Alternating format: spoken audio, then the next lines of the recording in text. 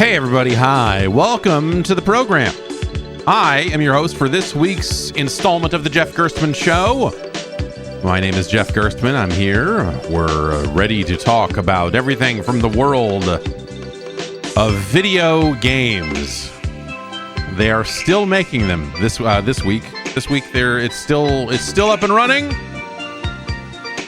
This whole video game concern of ours, as well as there's exciting new news in the world of energy drinks that of course we'll talk about. This last week has been really crazy. I spent it trying to play through. I've been playing Borderlands 4. We'll talk a little bit about it because there's a video. I put up a video up of it. And we'll talk about that. But I've been in the middle of playing that, and my son has been sick, and he went back to school today. From the looks of things, unless my wife just got back with the baby. I don't see him with her, so I think he made it. My daughter always wants to go to school.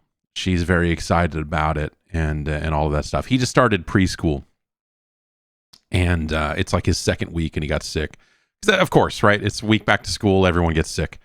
And he didn't want to go. This is the first time. Like, normally when he's sick, he is up in his room and he is like frantically trying to get out. He is trying to get out of that room constantly. Why can't I come down? And this time he was just like, nah, I'm just chilling up here. I'm just hanging out. I'm just scribbling in my little book here. He was up there drawing hearts, which was very funny. Anyway, last minute, he was convinced that, yes, he should go to school. He's better, but he was still like, oh, maybe I'll go tomorrow. Like, no, well. But yes, we're sending him. We're sending him. He's better. We got, man. The ramifications of this are things that, we're still going to have to kind of figure out. But like, we got some, I guess I would call it bad news. It's definitely not positive news, but like, so we were planning, okay, he's in preschool now, and then much like my daughter who did this last time, it's like, okay, he's going to go to preschool, and then next year he'll start kindergarten, and then that'll be that. But he was born about a month and a half later in the year than my daughter was. And we found out yesterday that puts him on the other side of a line where they're like, oh, he's too young for kindergarten, or he'll be too young for kindergarten next fall. And fuck, God damn it, man. Holy shit. So it's crazy. The idea that next year, because so now it's this other thing of like, we went to preschool today. Maybe it doesn't matter because maybe he's gonna have to do it again next year, or we'll have to put him in what they call TK, which is technical kindergarten. I don't know what the T stands for. You'd think it would be pre-K, but I don't know what the fuck TK. I don't know. We have to send him to Tony Khan, and he's gonna learn about the ways of the world. From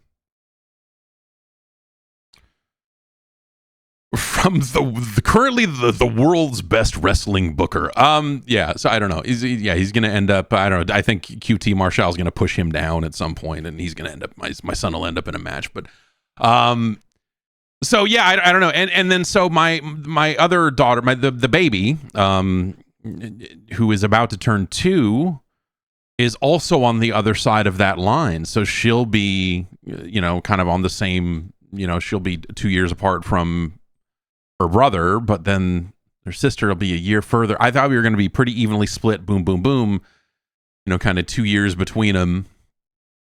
But now on the other side of this line, and like teachers are retiring and leaving their positions and all this, like everything we liked about the school setup in our particular area has changed, and now it's just like this all starting to feel a little bad. We're all starting to feel a little bad. So that's that's been my last week. Is that and the Borderlands. But yeah, well, Borderlands is out a little later this week. I have a lot to say about that game when it is closer to release. We'll talk about it a little bit today. They did a kind of a preview embargo review thing, so there's a little bit I can talk about here today. Why don't we take our first break and we'll come back and we'll get going here and get talking. Get making it happen, all that. Be right back. But the price of everything going through the frickin' roof these days, it can be nice to keep track of your money and get a sense of where things are going, especially with, I don't know, it seems like the prices on this stuff just shift every single month. It can be overwhelming. Rocket Money is here, and it can relieve some of that stress and help you feel confident in the financial decisions that you make. Rocket Money is a personal finance app that helps find and cancel your unwanted subscriptions, monitors your spending, and helps lower your bills so that you can grow your savings. Rocket Money shows you all your expenses all in one place, including subscriptions that you might have forgot that you're paying for. Rocket Money can help you cancel some of those subscriptions. You just give them some details about the account, and they will go off and do it. They got some premium features there, and Rocket Money's 5 million members have saved a total of $500 million in canceled subscriptions, with members saving up to $740 a year when they use all of the app's premium features. It's got a dashboard that'll lay out your total financial picture, bill due dates. They'll send, if you are the sort of person who needs like phone notifications saying like, you got like 6 bills coming up this week. It'll do all of that too. It can be very handy if you're looking to just kind of keep track of where stuff is going and when things are happening. And, everyone's busy, it's like one less thing to have to like keep on your mind because it's going to remind you about it. It'll even send you alerts if a bill increases in price, or if you get weird activity on your account, if you're close to going over your budget, all that sort of stuff. I used it to, negotiate some lower rates for some of my bills. They took a look at my stuff and the app came back and was like, hey, this your satellite radio service, you're spending a lot of money on it. We think you should spend less. And I said, if you think you can do better, head out there and do it. And after a handful of days here, I gave them the information on the account. They came back and they had saved me hundreds of dollars on that one bill, which was rad. Cancel your unwanted subscriptions and reach your financial goals faster with Rocket Money. Go to rocketmoney.com/JeffG today. That's rocketmoney.com/JeffG. rocketmoney.com/JeffG.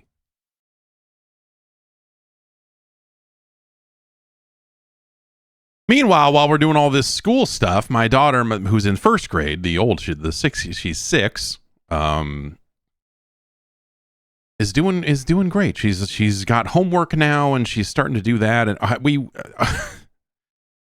we got homework that it was like the first day she brought home homework, and we open up the book to the first page and look at it, and my wife and I could not figure out what they were asking. And so it's like, it begins here of like us frantically going, oh shit, we need to figure out. It was like a weird thing where they wanted to like, it turns out the page we were looking at was not even the page they wanted her to do. So we ended up bailing on it, but I ended up posting a picture of it to Blue Sky and people were like, similarly confused. Like, what are they asking? It was like, they wanted to know what part of a word a sound was coming from. But then it had like room for 3 letters, and it was a picture of something that was a 4-letter word, like mask or lamb or something. And you're just like looking at it going, that's a 4-letter. You got 3 spaces here. What are you actually asking me to do? It was a very weird thing. Last night, it's been over the past couple of days here, but last night she asked again, I think I taught my daughter multiplication last night. I think I taught her repetition will be key here, but I'm pretty sure I taught her how to multiply. And it's crazy. It's a crazy feeling. Because she's really good with math and but they're doing addition and subtraction. Like her homework last night was like, what are different ways you can add numbers together to reach the number 6? And she just kind of filled it out and was just like, yeah, whatever. It's like, it's not, she's kind of got a lot of that stuff down yet. And I started telling her about this new forbidden math. And then suddenly she's like, no, teach me more multiplication. She's like really excited to learn multiplication. And so I was worried. It's like, oh, I'm going to teach her wrong. We're going to mess this up. We're going to, but as I was kind of walking through it with her, she seemed to get it. She was still kind of counting on her fingers and figuring out different aspects of it that way. But it's there's a lot of cool stuff about parenting. It is hard. It is crazy, and you don't ever sleep. There's a lot going on. There's a lot going on with parenting. But in the middle of that, you get to feel like, holy shit, I taught a person how to do that.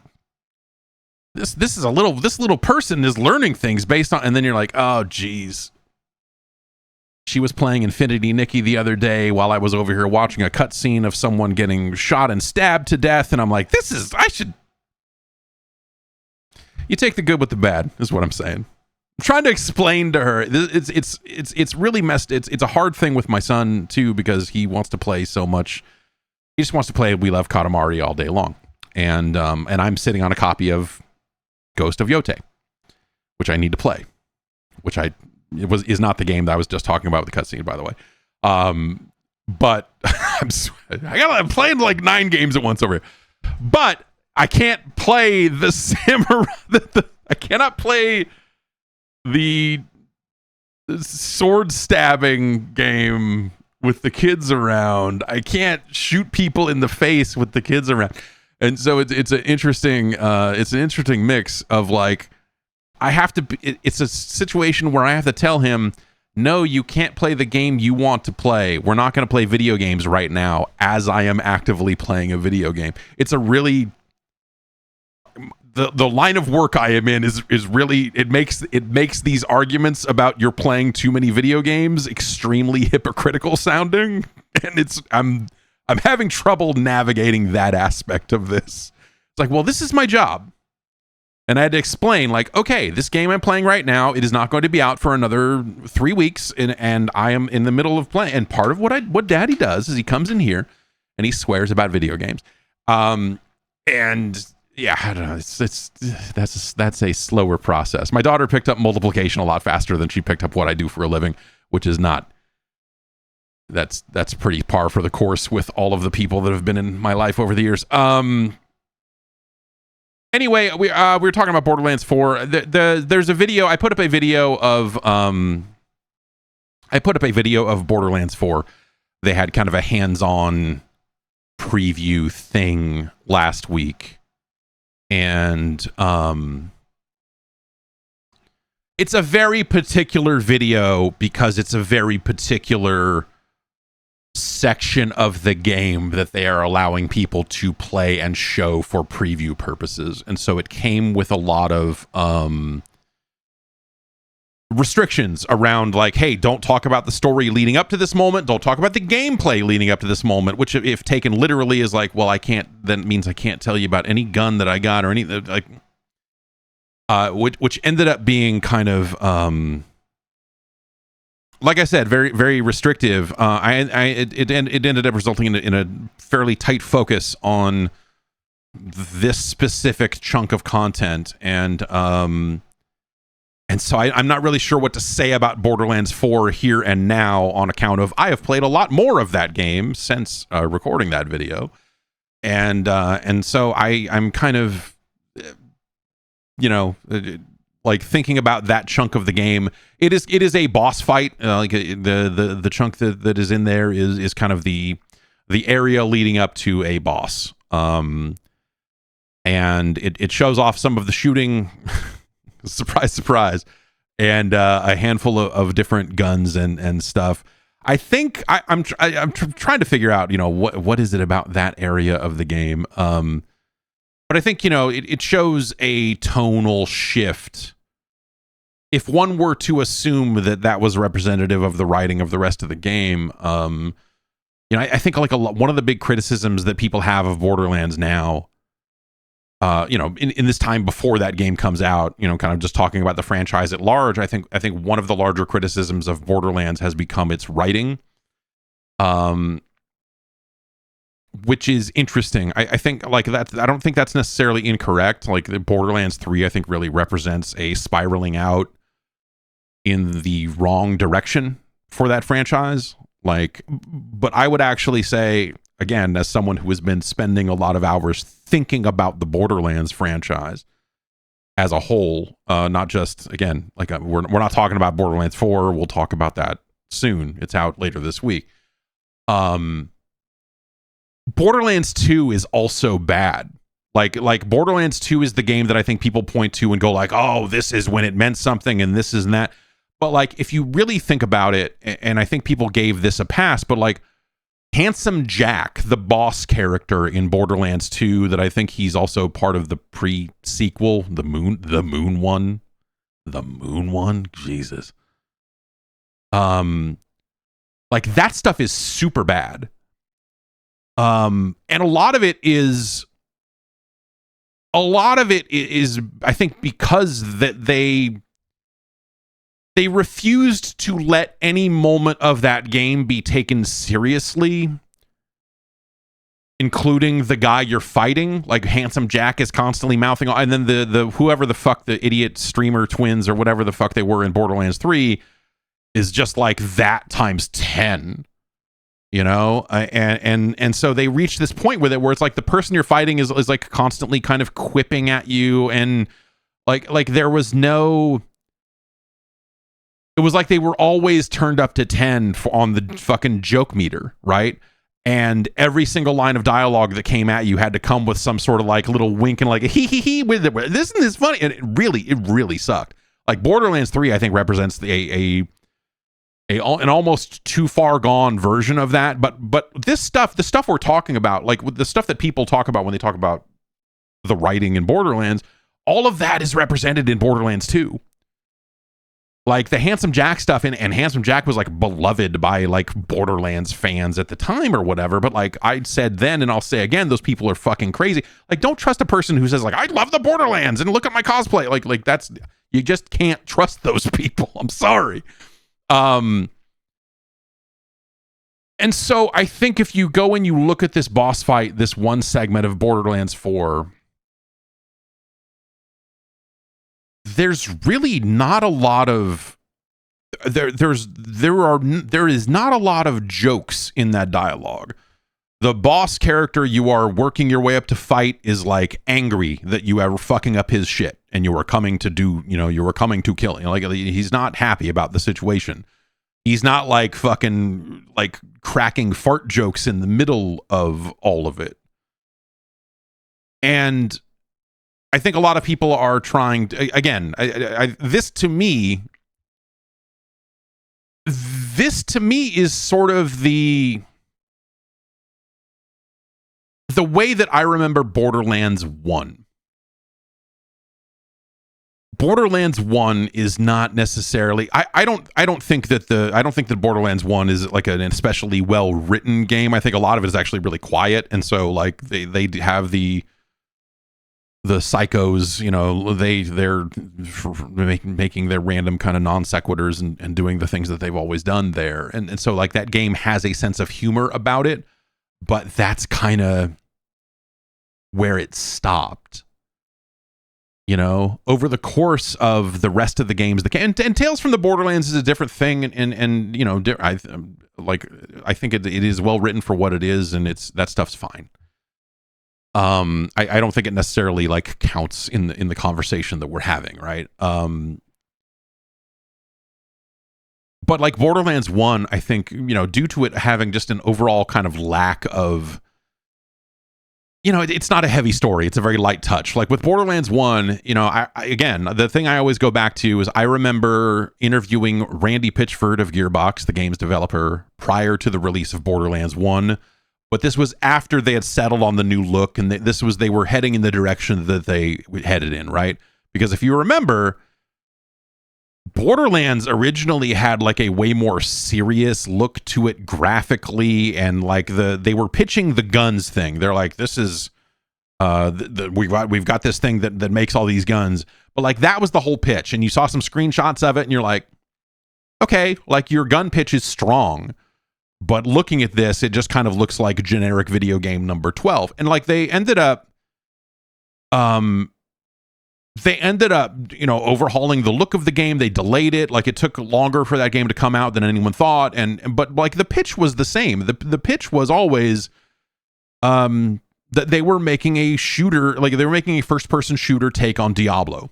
Different setting, obviously, the wastelands and all of that other stuff, the kind of Mad Max-esque hellscape that they had created for it. But like the interview I did with him, I mean, and because he's from Texas, he pronounced it Diablo, of course. Bless him.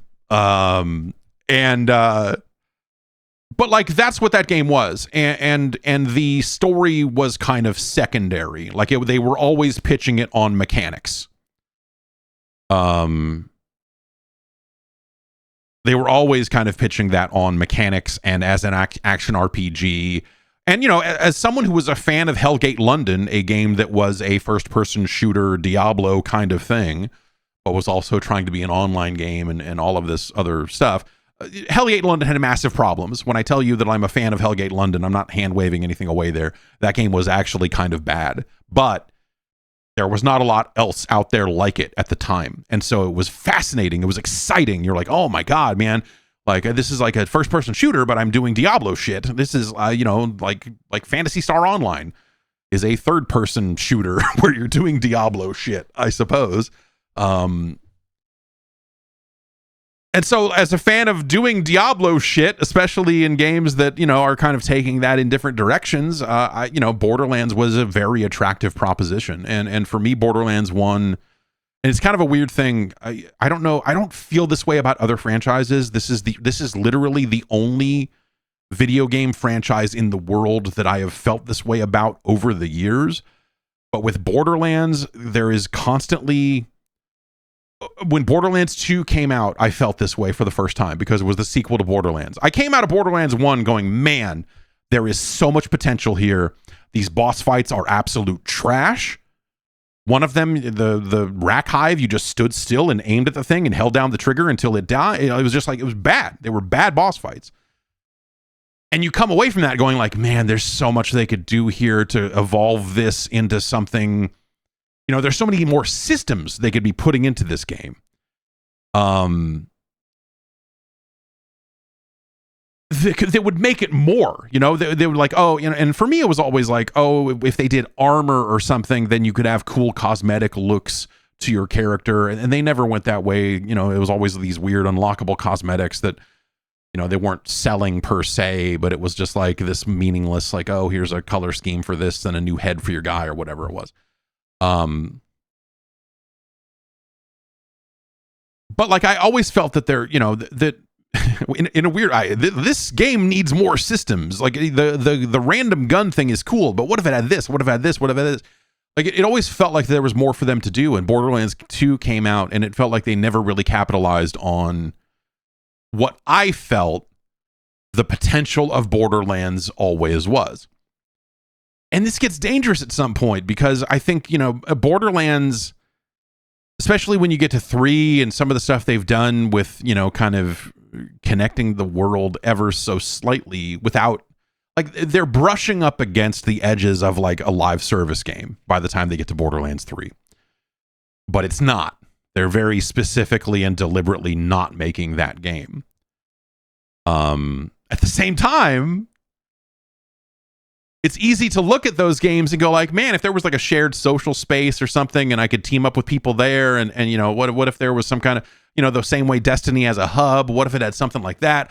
Like you look at it and go like, actually there's stuff about live service games that might have made Borderlands better, you know, like there are aspects of that, you know, so it's in some ways it's admirable that they've held off and stuck with and I think Borderlands 4, you know, like they've got a roadmap of DLC and all this other stuff. Like it looks like a very traditional release as far as I can tell. But we're not talking about Borderlands 4. We'll have some more to say about Borderlands 4 pretty soon here. But I guess that was always my thing, is the systems of Borderlands and the encounters of Borderlands always felt like something that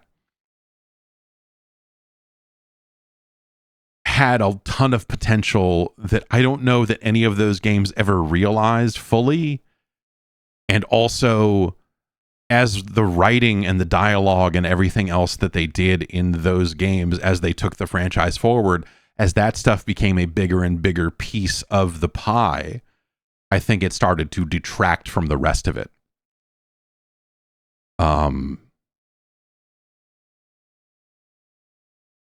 And I think that, you know, like Borderlands 2 has a fair amount of stuff in it that you just go like, God, this stuff sucks.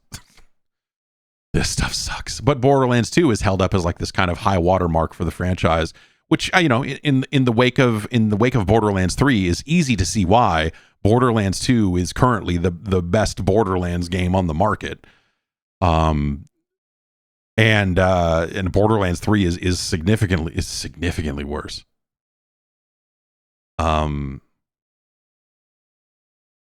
But yeah, it's frustrating. Like Borderlands has always been this weirdly frustrating thing for me of just like, man, there's like, I wish that they did more systems stuff through these games or whatever. And all of that is to say is, you know, like I will have a lot to say about Borderlands 4 in a few days. And, you know, that game is out real soon now. The battery in my watch is almost dead as I look at it. Like, oh, that's not telling me the time. That's telling me my battery's low. And you know, it always felt like that they, you know, especially when you get to like, what is it, Tiny Tina's Wonderlands or whatever, it was this feeling of just like, oh, well, they've found success by like trafficking in the worst fucking crap.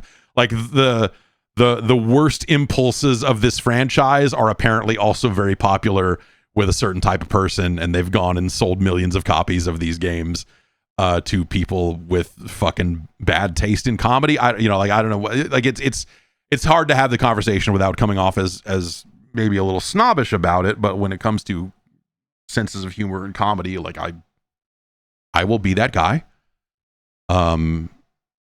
Yes, as bad. Woof is the word. Woof. Woof. Like there's. Like that stuff is just fucking bad. But like also people got way into cosplaying as those characters, and I mean they managed to fucking turn it into a movie. It's not a good movie. But I'm sorry, if you played Borderlands 3 and went like, but that game's good, which someone did. I forget where I was. Oh, it was I mentioned something in the video that went up last week, the Borderlands 4 video that went up last week. I was, you know, saying some of this same stuff about Borderlands 3, and there was some YouTube comment going like, I don't get the part where you say Borderlands 3 is a bad game. Like, well, okay, then you're fucking like, I don't know what to tell you, man. You like bad shit. It's cool. A lot, you know, I like a lot of bad shit too. Everyone does. You know, everyone's hypocritical about their likes and dislikes and taste and all that. Like, you know, whatever. Okay, cool. But Jesus Christ, man, Borderlands 3 was a disaster of a video game. Just structurally, and the writing. I mean, the writing was like, that's maybe the kind of other thing I would say about the Borderlands franchise up to this point is people hang all of their criticisms on the writing of Borderlands 3. And it's not just that like some of that writing was also bad in Borderlands 2. And certainly in the pre-sequel, which you know doesn't get talked about a lot, but fuck that game, it's terrible. It is the worst. It is in some ways, even though the writing is less insufferable than Borderlands 3, it is way worse. It is way worse of a game. But like I think the writing gets the bulk of the criticism, but I think also, you know, the concept, a lot of the stuff in Borderlands 3 is like, that stuff's bad too. So whatever, I don't, you know, like the game is out September 11th. Never forget. So we'll have more to say about it pretty soon, I assume.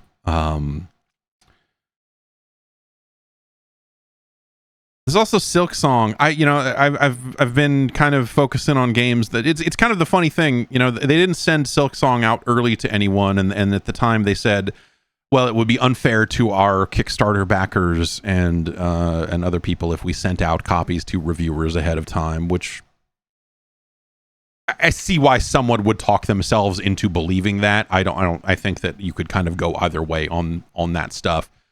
But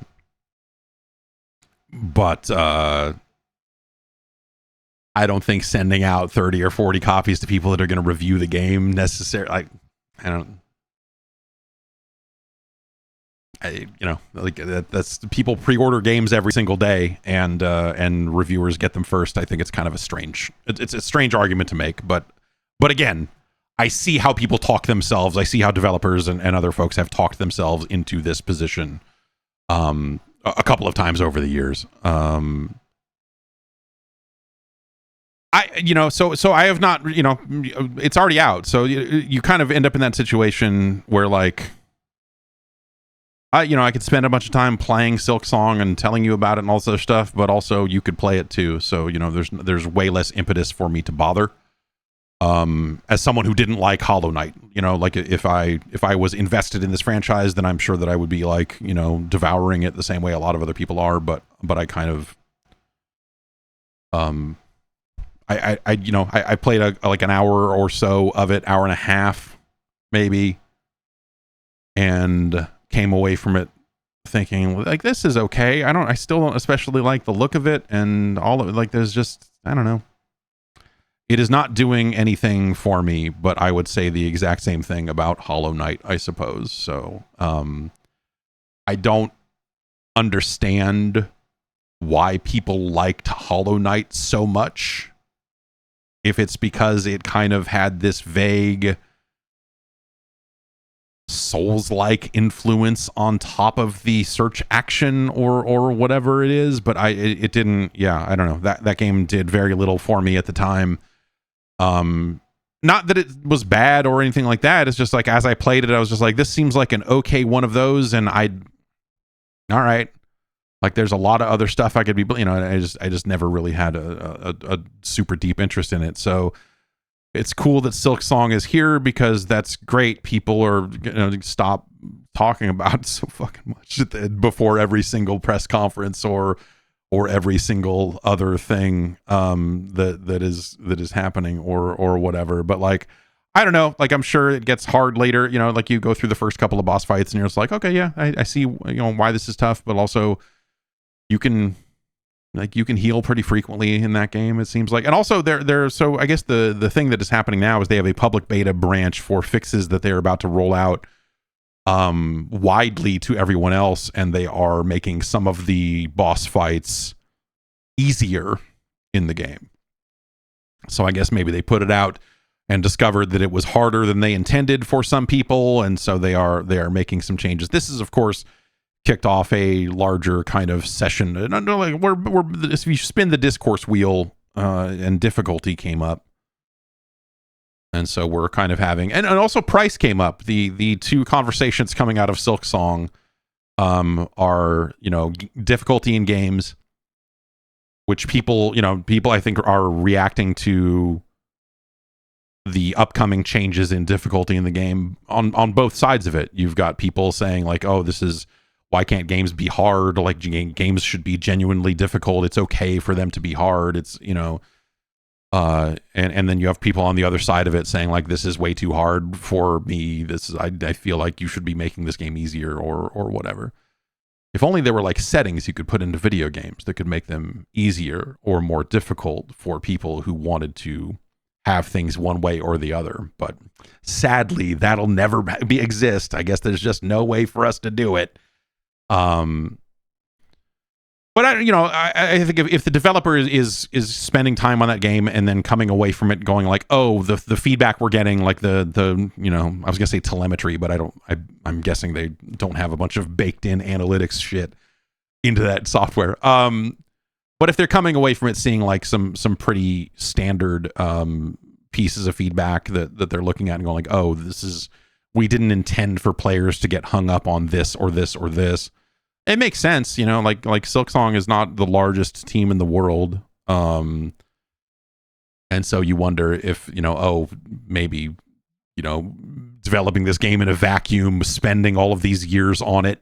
Like, the developers get really good at their own game. When you spend that long on a game, you know it inside and out. And so one of the things that can happen if you don't have a lot of external testers and a lot of other people kind of coming in fresh, if you're not getting fresh eyes on the game, reviewers might have known this if they had had the game earlier than the public. Maybe there would have been some more people, some more external feedback that they could have actioned on a little bit earlier, but who knows? Yeah, you know, it makes sense that they would be kind of making some tweaks to it now that like millions of people are playing it as opposed to hundreds or whatever they had checking it out prior to release. So yeah, I don't know. Like, there's nothing wrong with a balance patch. There's nothing wrong with a balance patch for sure. And but I think, you know, that we do kind of, you know, we do kind of come back to the discussion of difficulty. And I think that we've been around and around on this topic for so many years in so many different ways, you know, and this industry as a whole, I think, was trending very directly in the direction of making games easier and easier and easier, because a lot of them were being, you know, a lot of these decisions were being made by big companies that had all of that telemetry and had all of that data, and they looked at it and said, like, no one is finishing these games. No one is finishing these games. And then, you know, you really had From Software come in with their style of difficult game and change a lot of that conversation. You know, the way those games sold, the way those games handle difficulty between your Demon's Souls and your Dark Souls and so on, really kind of set a lot of that on their head, and not necessarily in a productive manner. It really felt more like trend chasing of like, oh man, these difficult games got really hot. These difficult games sold really well. We're going to figure out what they did and we're going to do that. And so difficulty was back on the menu, but it wasn't always back on the menu in like a sensible and sane way. And you also had this other kind of, consoleization of just like, you know, as games, you know, as consoles, as every PC game made their way to console, basically, over the course of, the 360 generation, as Chad is noting. We did have this trend in the direction of, like, for a few reasons, right? I mean, you have, like, okay, everything's moving to console, so everything needs to be played with a controller. Even, you know, shooters and things that, you know, were sometimes thought of as more kind of PC-centric genres. Like, a lot of that stuff got blown up. Games moved to digital or became increasingly available in digital formats, along with like wanting to keep costs down. So instruction manuals got the axe, you know, like instruction manuals became little fold out pages that had legalese in it and a thing that says, here's how to put a disc in your Xbox. And you looked at it and went like, and so, you know, difficulty became replaced by the hour-long tutorial at the start of every game. You know, difficulty and trusting the player became replaced. Like, all right, Chief, look up at the light. Now look down at the light. You like looking at those lights, or do you want to look at the lights the opposite way? All right, soldier, get out there, and now we're going to punch you so you take damage so you can learn how health works. I was going through the introduction to Helldivers 2 because it's on Xbox now. And so and it does not have cross progression. So I was like, oh, fuck. I'm at the beginning of Helldivers 2. I'm not going to play this version of the game anymore. And Helldivers 2, you know, it opens with a full on tutorial of like, throw the grenade in the hole for America or Space America, Space Earth, Super Mega America.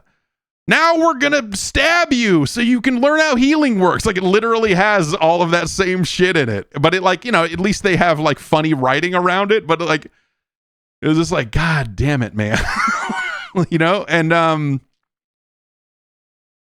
it's sensible because games can be big mainstream things that appeal to wide swaths of people. And when those games break big, you have to try to make these assumptions like, And this might be someone's first video game that they have played in 10 years, or this might be the first time they've picked up a controller to play something that isn't Madden, or, you know, like you never know.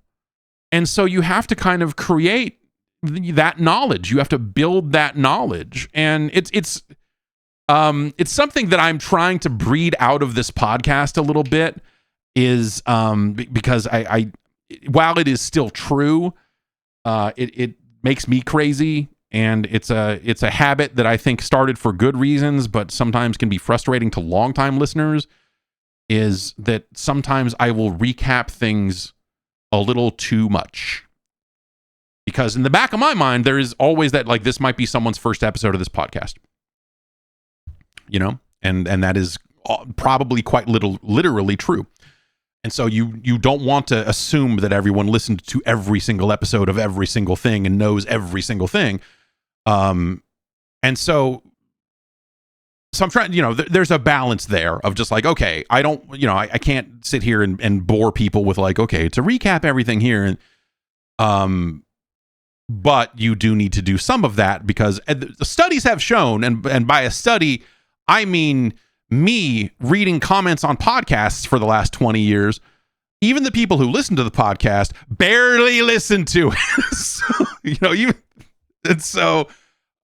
know, you do have a ton of people who are coming into a thing fresh, or like, what the fuck are they talking about? And so, yeah, there's a lot of reasons to kind of recap and do, you know, like all of that stuff on a podcast, but you have to find the line, because otherwise it makes everyone else crazy. But like, that's the same basic idea, right? Is, you know, you have to assume that, you know, like Halo is a great example of, like, you know, there were probably people who went into that first Halo game having not played a game in a long time, but because Halo was so popular that they ended up appealing to a lot of new players, and so it was good of them to start it with just like, dude, here's how you, especially at a time when first person shooting on a controller was sort of a magical, strange thing, to have something that was just like, all right, chief, move over here and stare at this stuff, you know, like you need some of that, but we need to find ways to balance that out, right? I mean, how many logs must one crouch under over the course of video game history before we've crouched enough? And how difficult do you really want your games to be? And is it okay if a significant percentage of your player base never finishes your game because it's too hard for them? I think different developers are going to come up with different answers to those questions. But I do think that the conversation around Souls games and Elden Ring and all of that stuff, I do think that the people that say there should be no options, I think that stuff's bonkers. I think that, like, hard games should be hard, and it's fine to have games that are very difficult by default, and I don't think that there's any issue with that. You know, Elden Ring and like all that stuff should be exactly how it is. Like, I would never come in and say, like, they should make these games easier for everyone. They should, you know, because people like that about them. One of the standout things about From's releases has been that they are that specific type of difficult. But nothing gets taken away from the players who like that if the game had options. And so in this Silksong thing, I mean, you know, and I haven't played enough of the game to have necessarily have like this stuff down, but, you know, like, if people are mad about bosses being made easier, and, you know, and then, like I said, there are people on both sides of that argument for sure. You know, you could always have difficulty settings. We've had difficulty settings in video games for 40 years, you know, or more. Literally more. You know, Atari 2600s had difficulty switches on them. If you wanted the small buckets or the big buckets in Kaboom, you just had a switch that you could flip. You could flip it in the middle of a game and it would still work because that thing is a fucking insane, weird machine. You know, I'm a big buckets man. I think the small buckets is just no fun. But I'm a small Space Invaders man. You can make the Space Invaders ship twice as wide which makes it easier for the enemies to hit. And so I think the hard mode in Space Invaders for the 2600 is also garbage. But like the thing that's, you know, so we've seen games, you know, I want to say Assassin's Creed did this.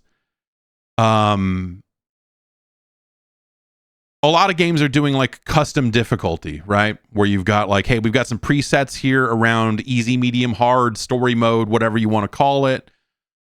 And then also, if you want to get into the nitty gritty, like it was Madden from 15 years ago, there's a lot of sliders you can fuck around with. I think that's neat.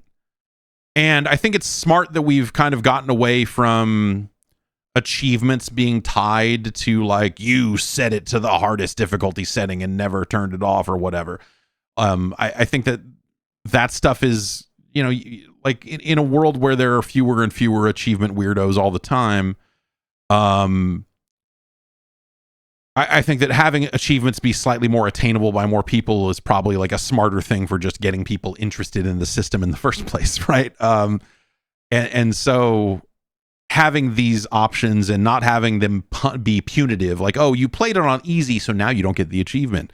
Or, oh, you needed to finish it on hard. If you wanted this extra 6 seconds of the Master Chief in space, then you needed to finish it on legendary. Like, fuck that shit, dude. There are so many games coming out. Like, in this day and age, can you imagine?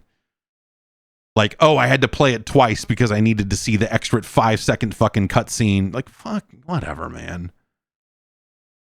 I've got a life to lead. I'm not going to finish fucking Halo twice. Like, you know, I think that stuff is fine too. Especially, you know, you have people that find different things difficult where they're like, oh, you know, I'm fine with the, you know, this type of encounter being difficult to start, but like I hate parry windows, and so I want the widest parry windows you can give me, you know, like I'm bad at timing parry attacks for whatever reason, and so that I want to be wide. I think that stuff's great. I think when they let you mess with that stuff, I think that stuff's great. So I don't know, man, game difficulty I think should be.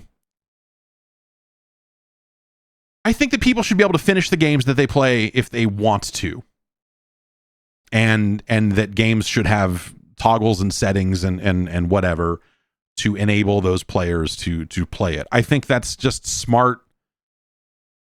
As like, hey, you bought a thing, you should be able to see it through. You should be able to see this content.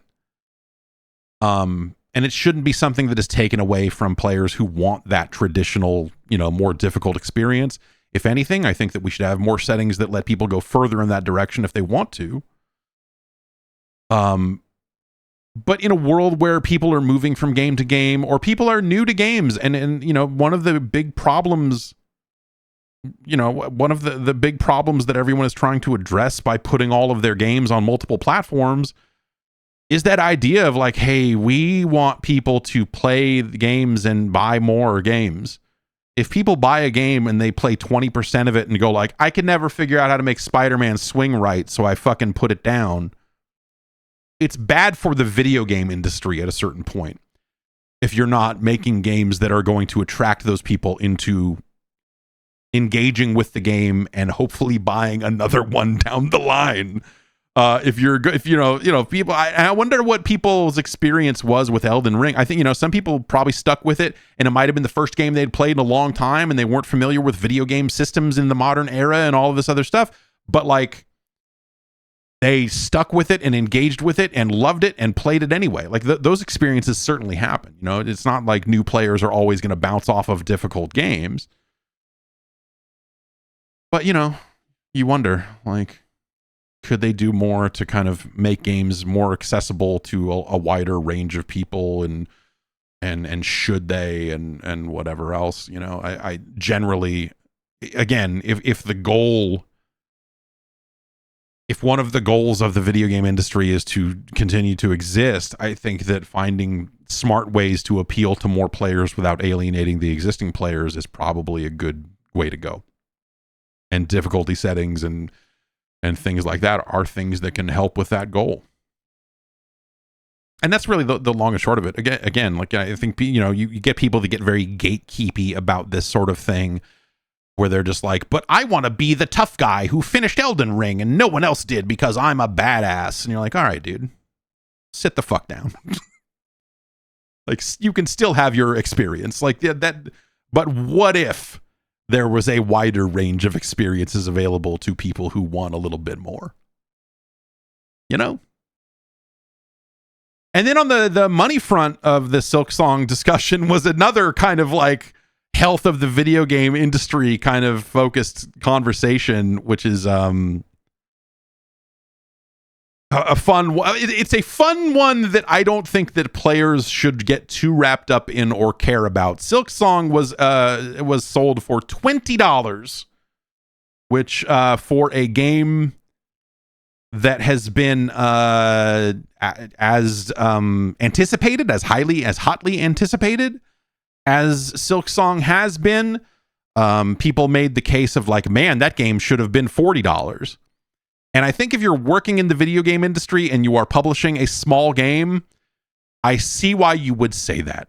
Because if a game like Silksong came in and shipped for $40, it gives some of those other games cover to charge a higher price. Instead, you get that other case of like, oh man, now it creates the opposite comparison where you're going to have people who go like, why is this game $45? Silksong was $20. Why is this game $30? And I think for players, awesome. At least in the short term. That's fantastic. But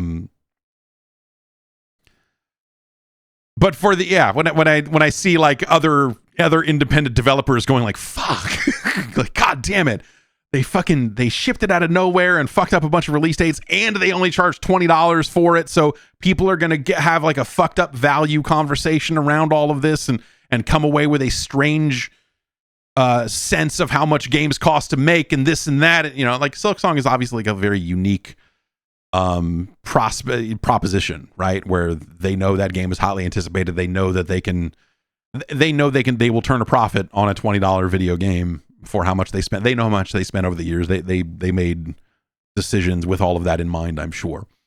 But like at the same time, you know, other developers that are out there trying to make it, I see why some of them would gripe a little bit about this specific situation. But again, I think as players, I don't think that's a conversation that we need to get too wrapped up in personally. But I get it. So I feel like those have been that, and what is it? The Chinese localization is bad, right? They had robots do it and it sucks. Is that what the situation was there? Like people don't like the Chinese, so like it got review bombed in China or something. So, which presumably they will fix. I'm sure that they have the money to fix that. Because why wouldn't they? That's, you know, I think the numbers are still, I think it is still the case where over 50% of Steam's active users are coming out of China now. So like that's, you have to care. China might not care about you, but you have to care about China. Oh, it was not a, okay. It was not a good translator. Okay. All right. So it wasn't necessarily just machine translated. It was done poorly, I suppose. Anyway, that's out now. People seem very excited about it. Let's take one more break. We'll come back. We'll get into the news. This is breaking energy drink news. We'll be right back. Hey, if you're starting a business and you're looking to sell stuff online, you might have already waded into the crazy world of accepting payments and all of that, you know, the handling credit card. Look, that stuff can be daunting. Good news. Someone has already figured all of that out for you. And a lot of other cool stuff about running an e-commerce presence. It's Shopify. Shopify is the commerce platform behind millions of businesses around the world.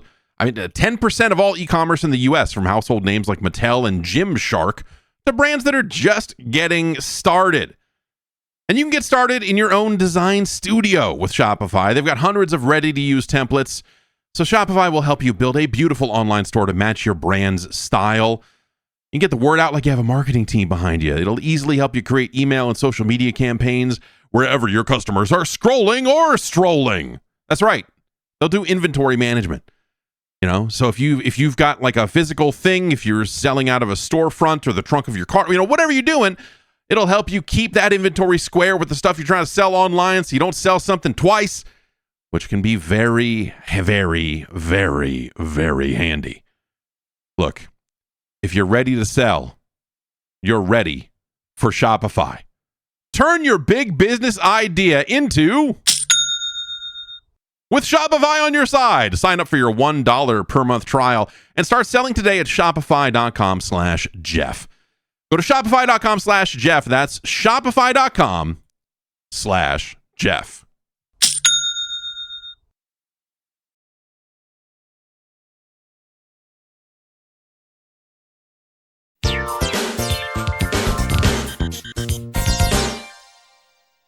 We're here with the news. Someone on the Star Wars Outlaws team, I guess part of the crew that put it on Switch 2, was talking on social media about game key cards. Now, these are the Switch 2 cartridges that don't have the game on them. That's really just a plastic serial number that you stick in, and then you have to download the game from the internet.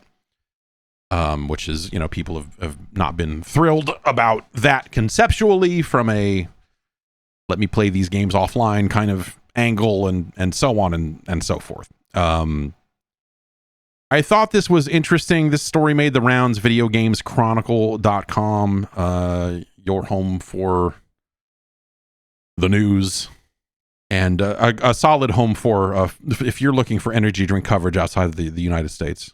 I was texted some photos of some French energy drinks this morning. Crazy Tiger, that I'm very interested in knowing more about.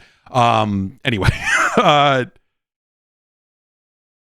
we often think of the reason why game key cards exist to be purely a financial one, that like, oh, the cartridges themselves are expensive, and if your game is large, you need an even bigger one, and so the cost of goods on making those things is prohibitive, and so that's why larger games are opting for the game key card instead. It's not always larger games, but you know there's certainly something of a pattern. But Rob Banton, who is an audio architect on the Snowdrop engine, which is Ubisoft's internal engine, cited the speed of the Switch 2 cartridges as an actual issue here. He says, this is something he posted on Blue Sky. He says, Snowdrop relies heavily on disk streaming for its open world environments, and we found that the Switch 2 cards simply didn't give the performance we needed at the quality target we were going for. I don't recall the cost of the cards ever entering this discussion, probably because it was moot. He then went on to say, you know, I think if we designed a game for Switch 2 from the ground up, it might have been different. As it was, we built a game around SSDs as the initial target platform, and then the Switch 2 came along a while later. In this case, I think our leadership made the right call. So, you know. So I guess like I had never considered the idea that like, oh, these cartridges are not actually as fast as the Switch 2's internal storage, but of course that is the case. And so it's another kind of interesting reason as to why some of these games may end up coming on game key cards instead of being available on the cartridge themselves. And I wonder if this ends up being one of those things that more games run into, because you know, we're not currently seeing I'm not currently seeing a major shift in third-party development to put the Switch 2 first, which is something I had talked about. Hey, maybe we would see this, you know, kind of before the Switch 2's launch. That doesn't seem to be materializing currently. And so I wonder if we'll run into more situations where it's like, oh, games, are not being built for the Switch 2 first and foremost. And so if you're porting down to Switch 2, then you may have made decisions earlier in development that will make that Switch 2 port kind of a pain in the ass. So yeah, it's that's an interesting kind of just I don't know, like another kind of, there's been a lot of discussion around third party Switch 2 development and who's got dev kits and who doesn't, and the reasons for that are crazy. But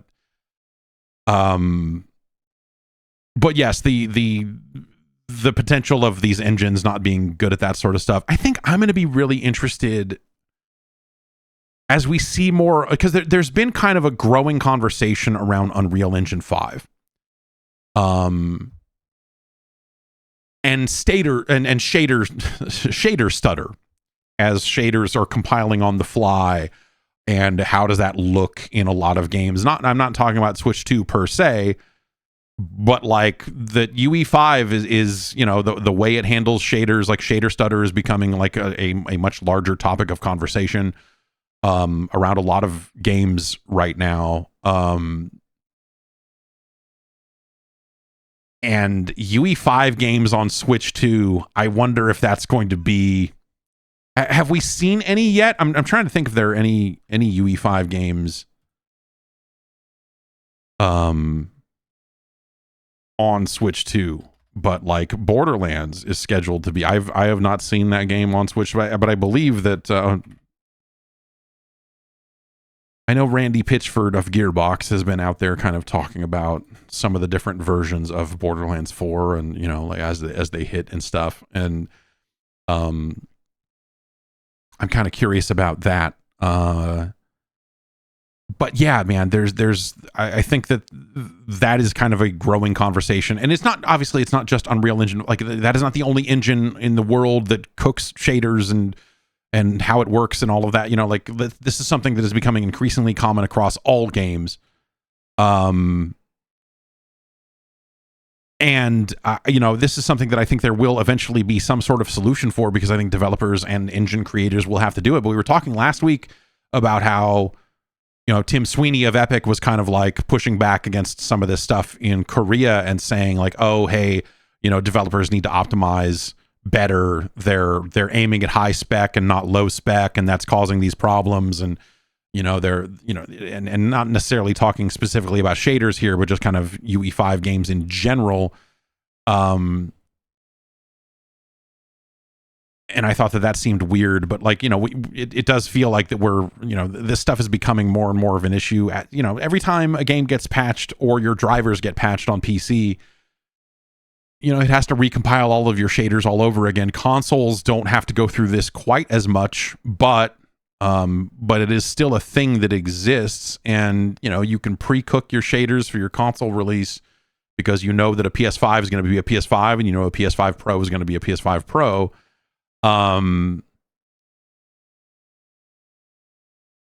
But this is something that I think we're seeing with like more and more games. That this is there's just some weird performance stuff out there, and the shader thing, like I feel like Digital Foundry is really on top of the like, hey, here's a UE5 game that doesn't have shader stutter, and like people will figure it out and they'll get past it, and there'll be they'll eventually cook something into the engine itself that is better at handling that, I'm sure. But but right now, right here, there is sort of we're at this sort of strange period in time where this hasn't been solved. And yeah, I don't know. That is certainly separate from the Switch 2 cartridge speed issue, but I feel like it's just kind of another weird performance thing that is happening like on top of everything else that's happening. So yeah, it's very interesting. I know what was it, Sebmall was in the chat saying that like the cartridge version of Mario Kart takes like 10 seconds longer to load than an internally installed one, that's bananas. I'm sorry, that bonanza, I think is the word I was looking for.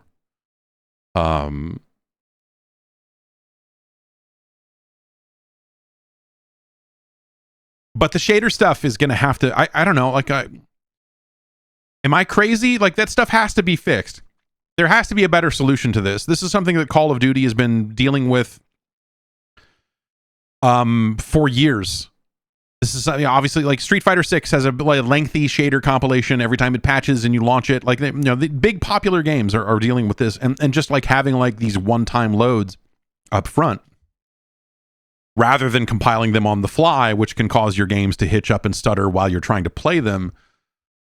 Call of Duty, what it does optionally is every time Call of Duty gets patched or every time you update your graphics card driver, it will sit there and compile shaders. You'll have a little percentage thing up in the corner that will count up as it's doing. It'll sit at the menu and compile shaders. You can go in game if you want, but it will warn you and go like, hey, when you get in game, it might suck for a bit because it's going to try to compile these shaders on the fly instead of pre-compiling them all right here. And then you will never have to think about it again, at least until the next time the game is patched. Good thing Call of Duty is not patched very frequently or anything like that. Oh, whoops. And on console they can get around this because they can just send the shaders down. You don't have to compile them on the device, right? You can just go like, all right, this is an Xbox, it runs like this. But it feels like that this is something that is going to have to be better than it is. Because it feels like that aspect of it is getting worse. This is, it is starting to feel like, like some games are out there running like they are, like you're trying to play 50 Cent Blood on the Sand on our PCS3, the PlayStation 3 emulator, because that will compile shaders on the fly. And let me tell you, 50 Cent will hitch and shake and stutter around, and you'll see in the corner, like, oh, look at this. It's compiling all this stuff on the fly. And then it all compiles and everything runs fine. But as it's compiling shaders, so basically every time you walk into a new area that you haven't seen before, it has to compile those shaders too. And so modern gaming has become, we've circled back to 50 Cent Blood on the Sand running on an emulator, modern video games. I don't know what I'm getting at here. We have really lost the plot. Let's move on. We've talked about, the upcoming ROG Ally X, which is the Xbox branded handheld Windows PC, and they are showing off their new full screen experience running on that thing. That is the Xboxified version of Windows that they are looking to roll out, that will be a little more console-like and a little easier to control with a gamepad than current Windows 11 is, which is to say not at all. That's something they've let people get their hands on it, I believe, at Gamescom. But it had only been talked about in the context of that one device, the ROG Ally and the ROG Ally X. Lenovo has confirmed that their upcoming device, the Legion Go 2, will also be able to run the Xbox full screen experience, the FSE. Another great name. But that it will not roll out at the same time. That thing is going to hit that. Well, that ROG Ally is out in October, so it's a little over a month away. In the spring, the Legion Go 2 will also be updated to allow it to run this new kind of Xbox thing. So this is really just confirmation of what. Obviously, this was going to be the case. They were not going to make this interface exclusive to partner devices or anything like that. But it will not be available day and date with the Legion Go 2, or at the same time that it is available on the on Asus's Ally X. But it will get it in the future, which should mean that I would assume we reach a point where any handheld device, new or old, that you're running Windows 11 on should be able to swap into this mode. Ideally, I would think that if you've got a PC that's hooked up to a television and you want to run it in this configuration, you should be able to. We'll see if they try to limit it to handheld devices, or if it's something they just let you toggle on to any Windows install, on a gaming PC or whatever. I would be interested to see what that ends up doing and what that ends up looking like. There's probably a lot more work they have to do.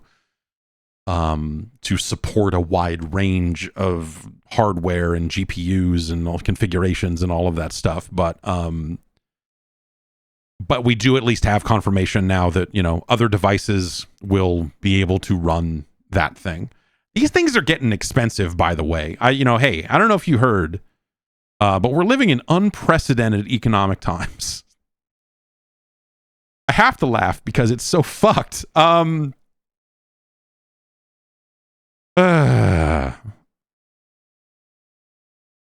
the Legion Go 2 is going to cost like $1,100.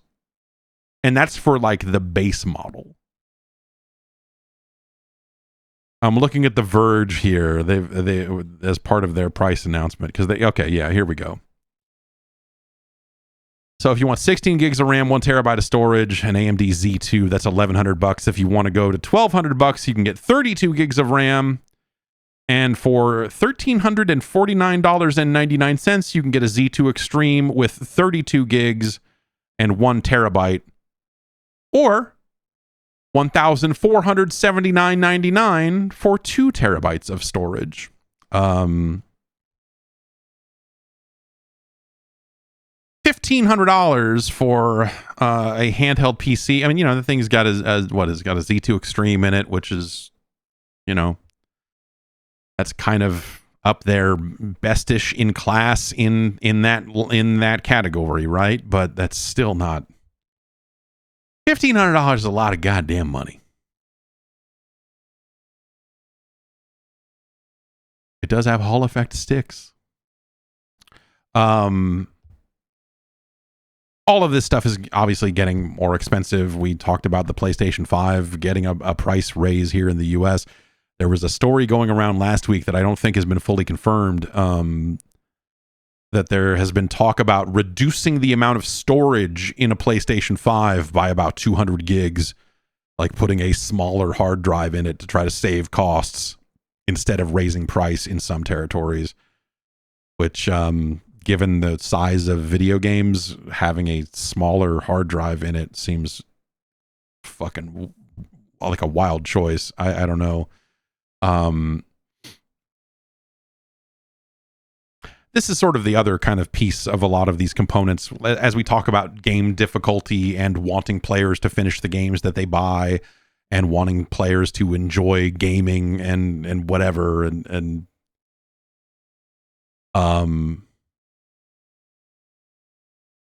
you know, also, while all of those conversations are happening, all of these prices are going up in ways that are going to price the casual player out of the market to begin with. And so, you know, younger, more price-conscious players are going to be driven more and more to free-to-play garbage. And, you know, the types of players that are out there going like, I'm waiting for the next high, big-budget, single-player adventure from Sony Computer Entertainment America. Like, that's not a growing segment of players, right? Demographically.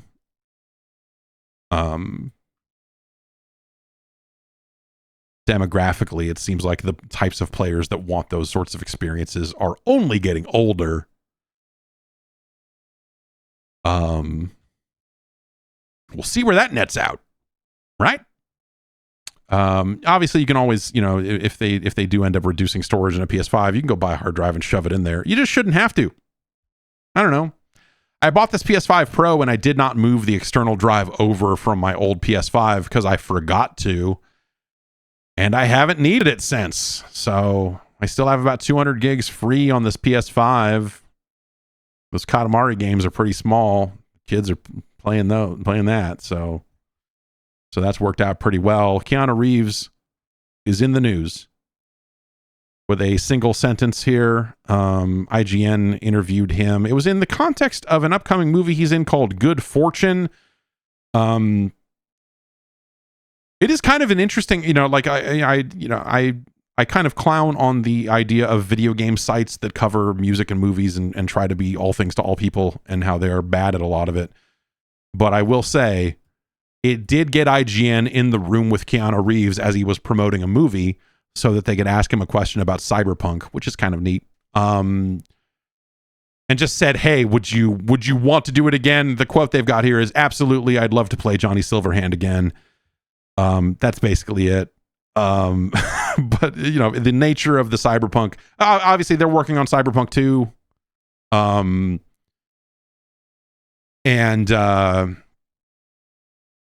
nature of the Cyberpunk story is such that I think it would be kind of weird, you know, like it would be weird to have him play a major role in a Cyberpunk sequel. But I'm sure that there are certainly, whether it's like some kind of file footage or like his band is showing on a TV in the corner or something, like there are probably a lot of opportunities that you could put Keanu Reeves into that game one way or the other. Because you could also go the other way of having like quote unquote Johnny Silverhand without it being Keanu Reeves and have that make sense in the world as well. But yeah, I don't know. Not much of a quote because you're like, hey, guess what? What's he going to say? Fuck no. I lied when I said that guy was breathtaking. Fuck that guy. You know, what's he going to say? He's going to say, yes, of course. I would love to do it. I would love to work. I love working. As a working actor, I love to be a working actor, right? But I don't know, like, you know, that was he was obviously like a big part of that last game, and I think they could have done a lot better by him in terms of how that game was written, but they didn't. So I don't know. You know, Cyberpunk 2 is, you know, they're describing it as kind of being set in a future, like, well, the quote here from Mike Pondsmith, who is the, you know, creator of Cyberpunk, said basically that it is like Chicago gone wrong. Very timely. As the setting of the new Cyberpunk game. You know, I'll certainly be interested to see what they're working on and what a Cyberpunk sequel ends up looking like. Well, whatever. You know, we were talking about not dragging the stuff up all over again, but you can go find other previous podcasts where I talk at length about Cyberpunk if you want to have that conversation. But suffice to say, I think the writing in that game is fucking bad. And the way that those lines are delivered doesn't do it any favors either. I think that Keanu could have been used more effectively, and there's a lot of stuff. End of that game.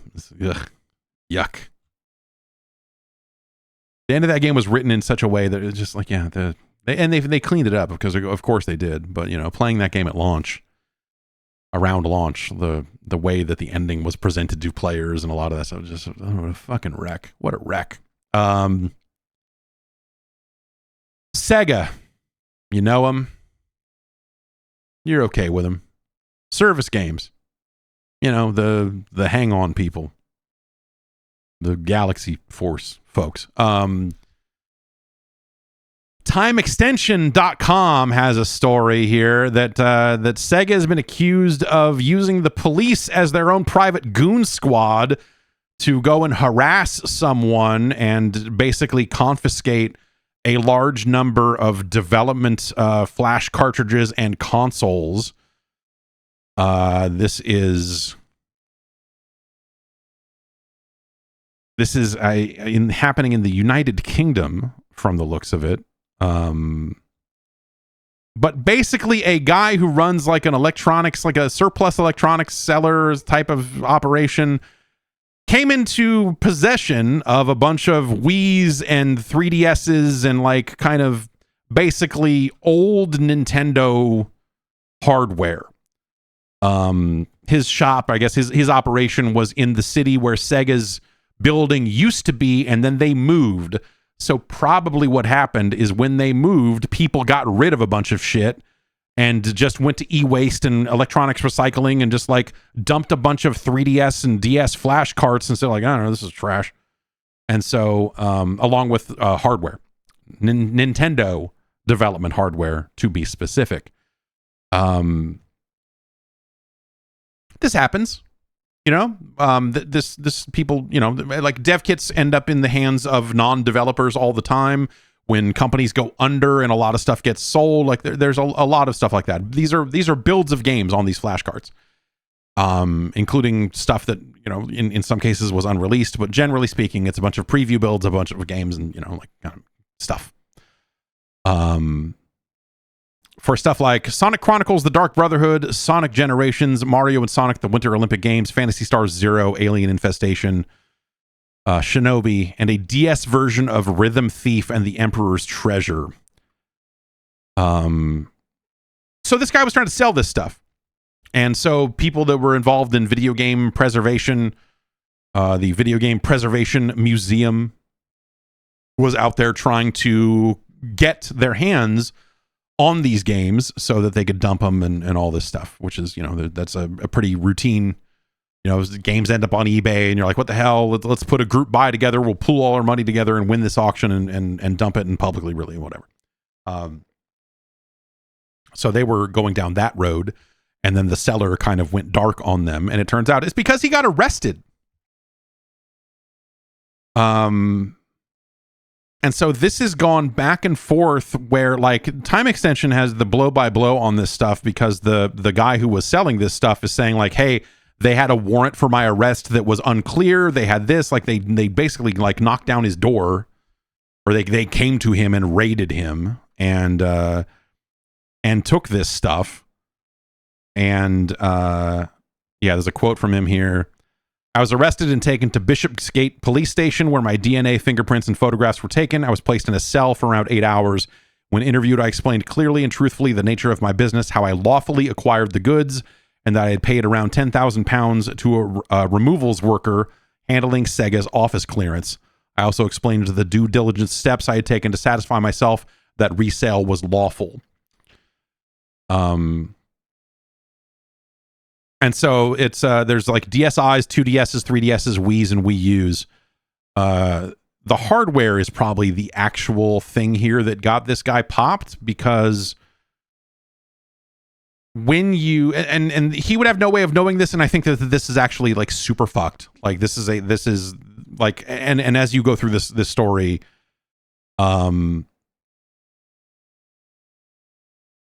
like now the police are trying to get him to sign over a waiver, like releasing his claim to the goods, instead of like proving that the warrant was lawful and all of this stuff. Like they're trying to kind of cover their tracks in a way that feels like the cops are very aware that they are in the wrong here.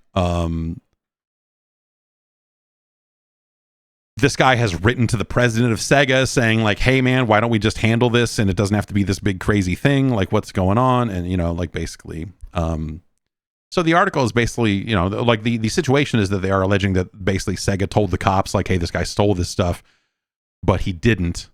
You know, he bought it from an office cleanup kind of thing. The catch is that Sega never should have left the hardware there. The flash carts are probably... The flash carts may very well be covered under the same agreement, but basically when you get development hardware from Nintendo, you are buying it, but it is technically still owned by Nintendo. It is still like, and all these things have stickers, confidential property of Nintendo, all of this. Like it is still technically Nintendo's property, even though you, the publisher or developer, are buying these dev kits.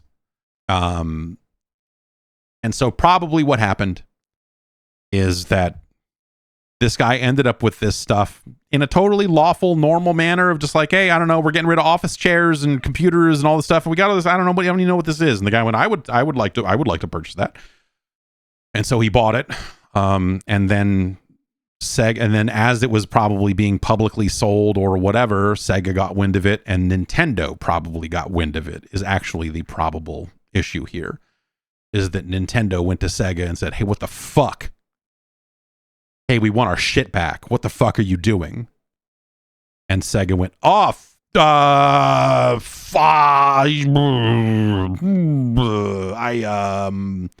let me, it's a bad signal. I'll call you back. And then they went and called the cops and said, go arrest this guy, and convinced the cops that that was the right thing to do. It's a fucked up story. I'm guessing that is probably how all of this went down. That would make a lot of sense. But Jesus, man, this is a real mess here, and I hope this guy. I hope this guy gets this shit back. I hope that, at least the games. But development hardware, Nintendo may very well. Nintendo will certainly have some things to say about that. But this guy's got. I mean, this is a box of like, what is it? 1, 2, 3, 4, 5, 6, 7, 8, 9, 10, 11, 12, 13, 14. This is like 17 or 18 Wii U like dev kit tablets, and some Sega of Europe DSi units, and like a lot of stuff that if you were Sega of Europe, you would not be using anymore when you moved offices, because you don't make games for those platforms anymore, and just like, fuck it, man, yeah, whatever. So yeah, but Sega has not really made any comments about this story up to this point, so we don't really have their version of the story here, but it's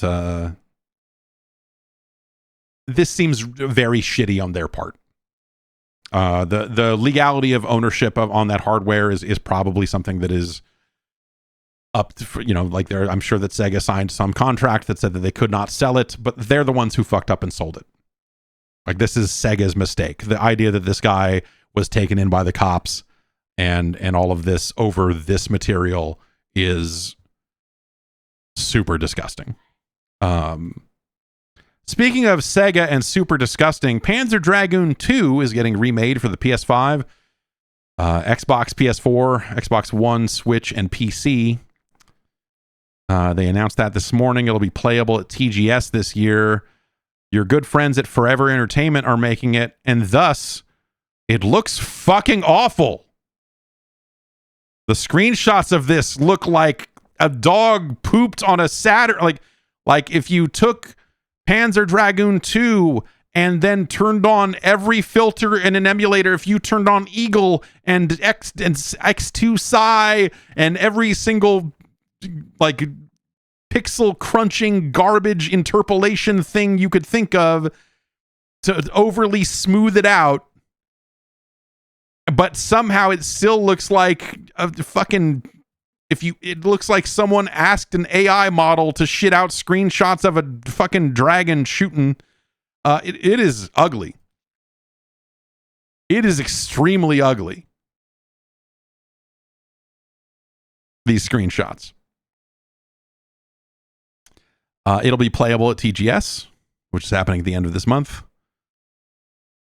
It will have remastered music and what they are referring to as enhanced visuals. Modern graphics faithful to the original style. Gematsu.com has this story if you want to see these screenshots for yourself.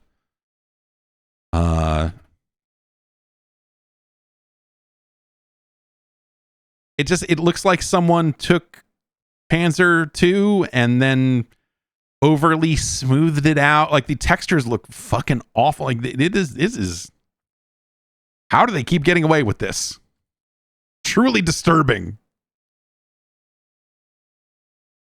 Truly disturbing looking game. But yes, that is in the works. Coming from Forever Entertainment as the publisher, and is being developed by Megapixel Studio and Storm Trident. And it will be playable at the Rainy Frog booth. All your favorite companies are involved.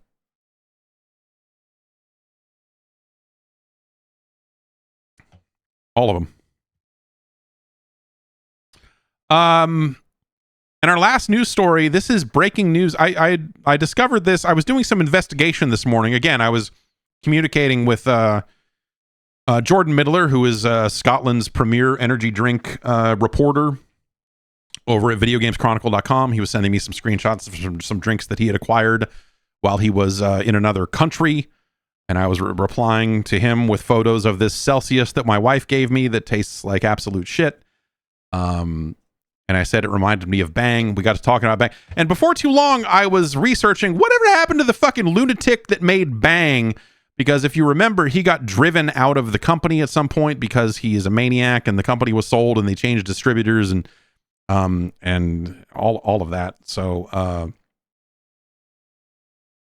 was like, whatever happened to that guy? And I found myself on that guy's Instagram page, which was always a extreme fucking nightmare. This lunatic has founded a new energy drink company. And it is billed as the next gen AI energy drink. It is called AI Energy Ultra Dopa. I'm sorry, the full trademark is AI Energy AI Ultra Dopa, the next gen AI energy drink by Jack Owalk, who is the fucking maniac, who is the absolute maniac behind Bang and Redline and the fucking I don't know, getting arrested. His whole thing is, his whole vibe is spooky. He seems like he's maybe a bad person. And so as far as I can tell, I don't know if this is real people or not, but they got pictures of ladies holding these drinks, and I don't know if any of these photos are real. I think this might all be AI. I think he might have realized, like, oh, dude, what if we made an AI drink and it's AI influencers marketing our AI drink? And so it's like all the way down this fucking rabbit hole of bullshit. He's found like a new trend to hop onto to also try to attach to energy drinks. It is wonderful. It is like a perfect storm of absolute fucking shit. And if I see these drinks, I'll try them. I don't know what is in them. His drinks are always this weird combination of they try to claim, like, there's a lot of science that they try to claim behind this, and so you see a lot of trademarks and registered trademarks, and we came up with this new compound cognizin, which is gonna be this whole, and it's really amazing. Yeah, it's a lot of photos of him standing in front of AI generated like laboratories and fucking insane shit. It's really something else, man. It is some fucking next level horse shit. You and I created the multi-billion-dollar performance energy drink category. Together, we've revolutionized the beverage industry by creating the multi-billion-dollar performance energy drink category, and you and I are going to do it again by creating the vibrant Euphoria energy category with AI energy drink. Like, this is none of this was written by people. Apparently, you will feel euphoria. Like, and he's writing that as like capital UFO. So it's like trying to say like it's alien, like UFO-oria. Because they drummed him out of Bang. Like, it got sold, like he left Bang under disgrace and lawsuit, or at least lawsuit. And so now he's got to come up with a series of brand new trademarkable insane phrases.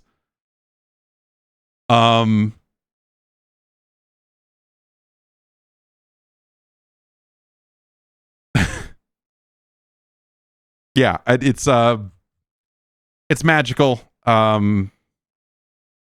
It's the world's first feel-good nootropic phenom. The legendary creator of Redline and Bang Energy, $2 billion beverage giants with a combined $7.25 billion in sales, has raised the bar once again. Bang Energy reached its first billion in sales faster than Coca-Cola, Apple, Disney, and IBM. And it is a picture of him. This is... I'm going to post... I'll put this in the... I'll put this in the Discord. This photo is...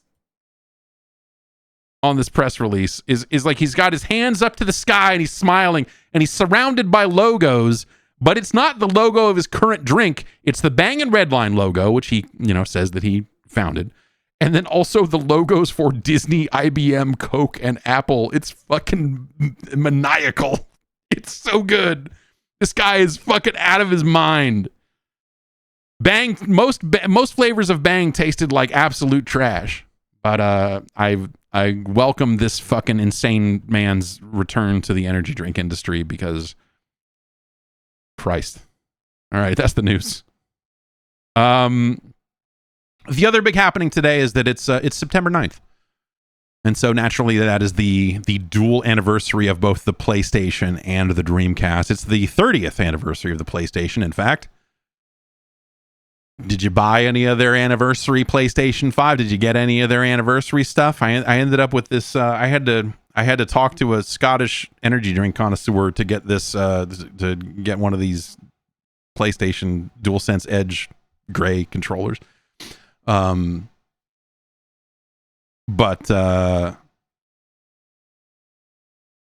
I'm surprised that they didn't like restock. There was talk that they were going to bring out some of the gray stuff again, kind of closer to the actual anniversary here in the US. Maybe not like not the PS, not the Pro or anything like that, but that they were going to restock some of that stuff. I think they may have. Anyway, PlayStation's doing it. This is so they're doing some weird social media thing for the anniversary on their blog, but the PlayStation is good. I don't really, you know, the game industry is better for having PlayStation in it. That was something that when Sony was first getting into video games, and it was like, you know, 1994, you know, before it was even out in Japan, and kind of hearing the stories about what Sony was up to. And I've told the story before, but, you know, it was very easy at the time, as someone who was covering video games, like, you had seen these big electronics manufacturers get into gaming and really shit the bed. You watched Philips show up and produce the CDI, you know? You watched the 3DO come out for hundreds and hundreds of dollars with and they did not have good games. And the CDI was the fucking CDI, so obviously. And so you had this kind of post 16-bit, like post SNES malaise here, where like business guys seemed like they were looking for what's next. And so you had this slow shift into compact disc technology with the Sega CD, the Turbo CD, and those things happening there in sensible ways, where you're just like, okay, I don't know, these aren't the most exciting games in the world, but they're games. You had PCs getting further and further into CD-ROMs and full motion video and the multimedia future, and you know, we would get Myst and stuff like that. But then you had these big companies come in and say like, oh, well, this isn't, you know, the Super Nintendo, that's for kids. Like, these games are for kids. This is garbage. Fuck this shit. We have the future of interactive entertainment. It's the CDI or it's the 3DO. I mean, the pitches were basically the same.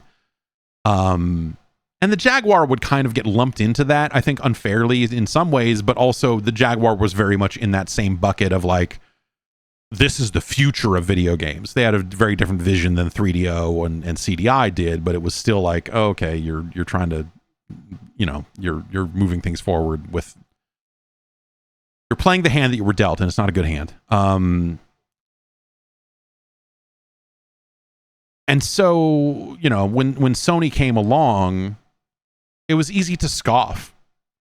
When you heard these stories about like, oh, Sony's getting serious about video games, you're like, oh, like Hook for the Sega CD, you know, because you saw Sony ImageSoft had a few games out there, and they weren't, you know, like, what am I like? Oh, well, Willie Beamish is the, you know, like, what was it, you know, like it was not something that you were necessarily immediately excited for, because you would see, yeah, and the Pioneer Laser Active, I think, gets lumped into this as well, as something that's like, here's this hyper expensive thing, it has like 7 games on it.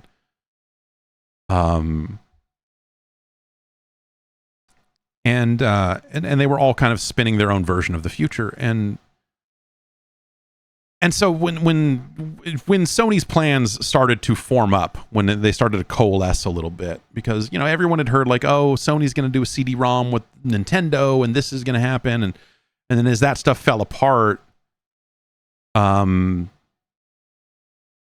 you know, it very quickly shifted to, oh, Sony's doing their own thing. And it was extremely easy to not take any of that seriously. You know, it was extremely easy to look at that as like, oh, here's another company that doesn't know a damn thing about video games, who's going to wander into this space and stumble around with a bunch of garbage, and fuck this, I'm so tired.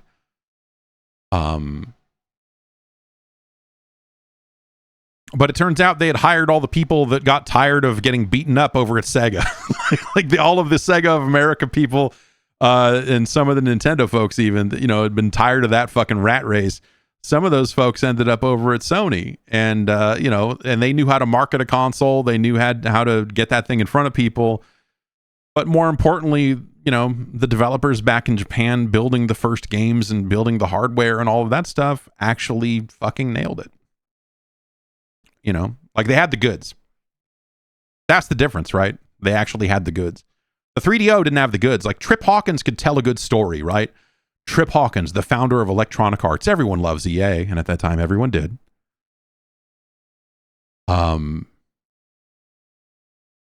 So he had some cachet in the video game business. It was Trip Hawkins. You're like, okay, all right. But the 3DO did not have the goods.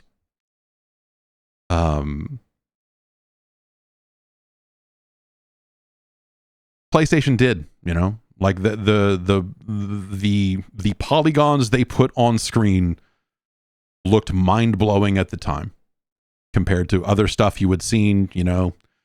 I mean, hey, Sylphid on the Sega CD looked fucking awesome, but what if there were even like Star Fox looked really neat, but what if there was way more and it looked better, and like all that stuff, and so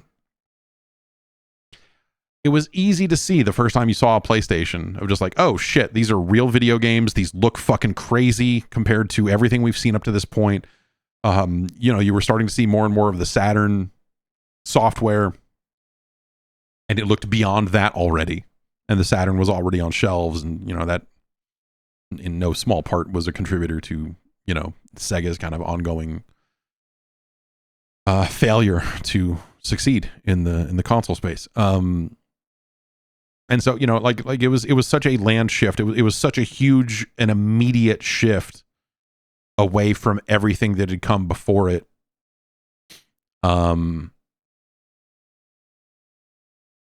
I really feel like the release of the PlayStation, as much as it's kind of built on the shoulders of giants, like I said, some of those folks came from other places, and ultimately the PlayStation and the Saturn are not that different in a grand sense. Obviously, you get down to the nitty gritty, why one looks better than the other sometimes, and that goes both ways.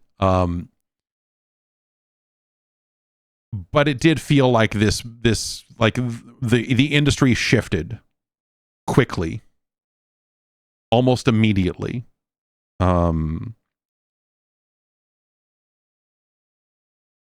PlayStation was immediately hot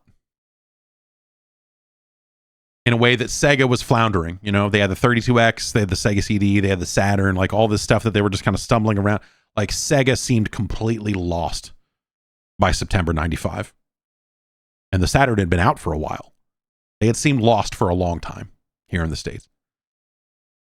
And Nintendo felt like, they were stubbornly sticking to old technology, right? And they would see that through with the N64 and sticking to cartridges. And they spent all this time trying to market their way out of that technology choice and trying to say like, oh, well, you're still waiting for a CD to load. You could be gaming. And then you're like, oh, by the way, N64 games still have to load too. And they look like your eyes went bad. They're so blurry. But you had like Nintendo trying to say like, look at Donkey Kong Country. And you're like, yeah, look at Donkey Kong Country. Fuck off. Are you crazy?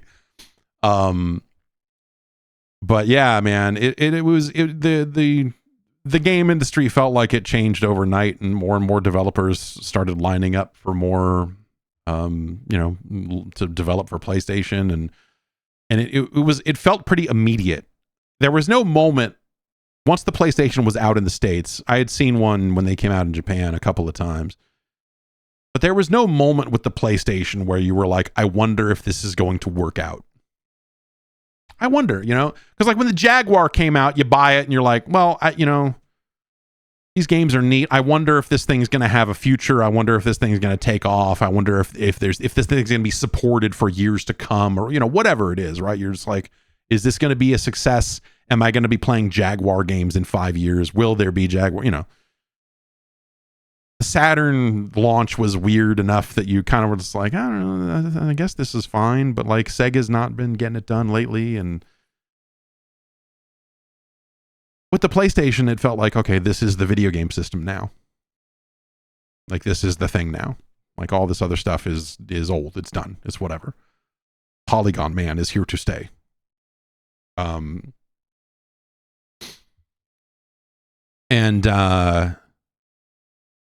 it was crazy, you know, like looking back on it and thinking about it, it was crazy how quickly that shift really felt like it happened, you know. But I think everyone realized that Sony was very serious about it. They were putting substantial money behind it. They were putting all of that stuff out. They were, you know, and you know, they had their own games, and Namco was on board with arcade ports that looked fucking crazy. And, you know, there was just a lot of stuff lining up there at the time. You know, Philosoma was coming, you know, yes, Mortal Kombat 3, you know, all these amazing video, Kalik, whatever. A lot of games lined up there early at the launch. But yeah, man, it really felt like all of this stuff had just been replaced. Not that Nintendo was done or anything like that. It wasn't a case of like, oh, well, Nintendo is super fucked. You know, it was like Nintendo still had the biggest names in gaming and all of that. And Sega still had Sonic, though Sonic would never be Sonic again. You know, once they went polygonal, it would take them a very long time to put out a Sonic game that appeased fans of, I don't know. But yeah, the power of the PlayStation in those early days was not to be sneezed at. And the PS2 was a landmark. The launch of the PlayStation 2 in the US was a landmark event. It was the big, crazy overnight line sales, all this. Like, it was wild. The release of the PlayStation 2, there was nothing like, I had not seen anything like it up to that point. Like, the excitement from players around it. Because the release of the PlayStation was like a relatively subdued affair. Like, the actual launch of it. It didn't seem like, you know, like the marketing machine hadn't really spun up yet. You know, it would take word of mouth and games and some of this other stuff to happen before it really kind of became a factor. But, you know, I went to the Northgate Mall and I took 30 Genesis games in a big milk crate and I set them on the counter and said, give me a PlayStation, because that was the deal that they had cooked up at the time. And I didn't have $300. At the time, I was out of work. I was between jobs. So I was like, here. And got my PlayStation 1. And yeah, man, that was that. You know, they've had an interesting run. You know, it felt like the PlayStation immediately rose to the top. And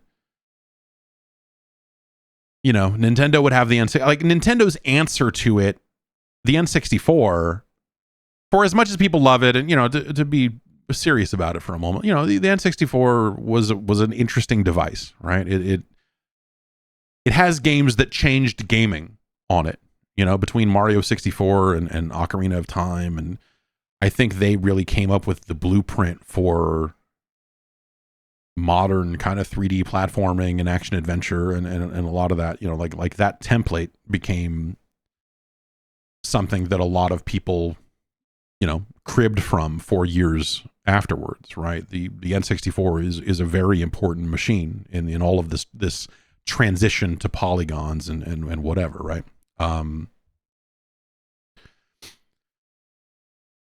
But it was the PlayStation that, you know, I think ultimately was the thing that made compact discs for games make a lot of sense for people.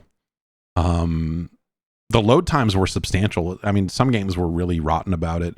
Like, you know, and Mortal Kombat 3 sucked in its own weird way, you know, because you couldn't, like, it would hitch and pause before you did the fatality because it had to load the fatality into memory. And so you would run up and do the motion, and then it would stop for a second, read the CD, and then the fatality would happen, and you'd be like, okay, yeah. Or if you were playing as Shang Tsung and trying to morph into other characters, they had to load the sprites off the disc. And so the whole game would halt like it was compiling shaders or something. God damn it.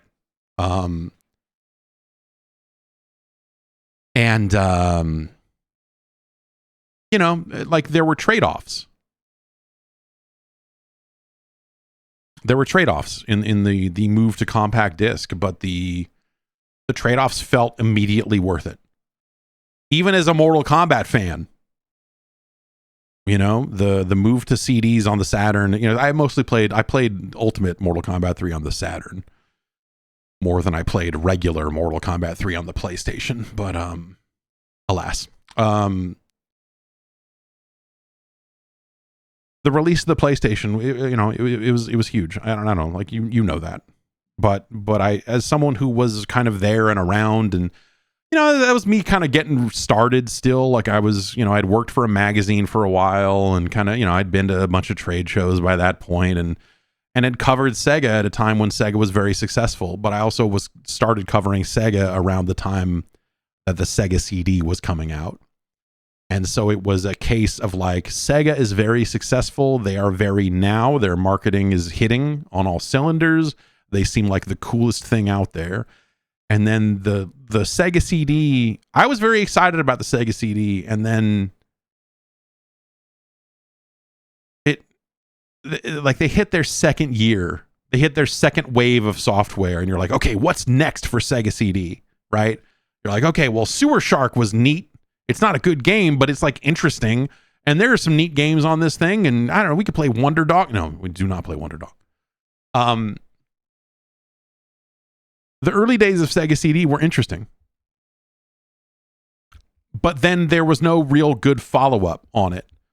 You had all that stuff at launch that was just like, okay, you've got this Marky Mark game and you've got CNC Power Factory, the CNC Music Factory game, which was called Power Factory, the make your own music video games in excess. And that stuff was interesting. It was neat.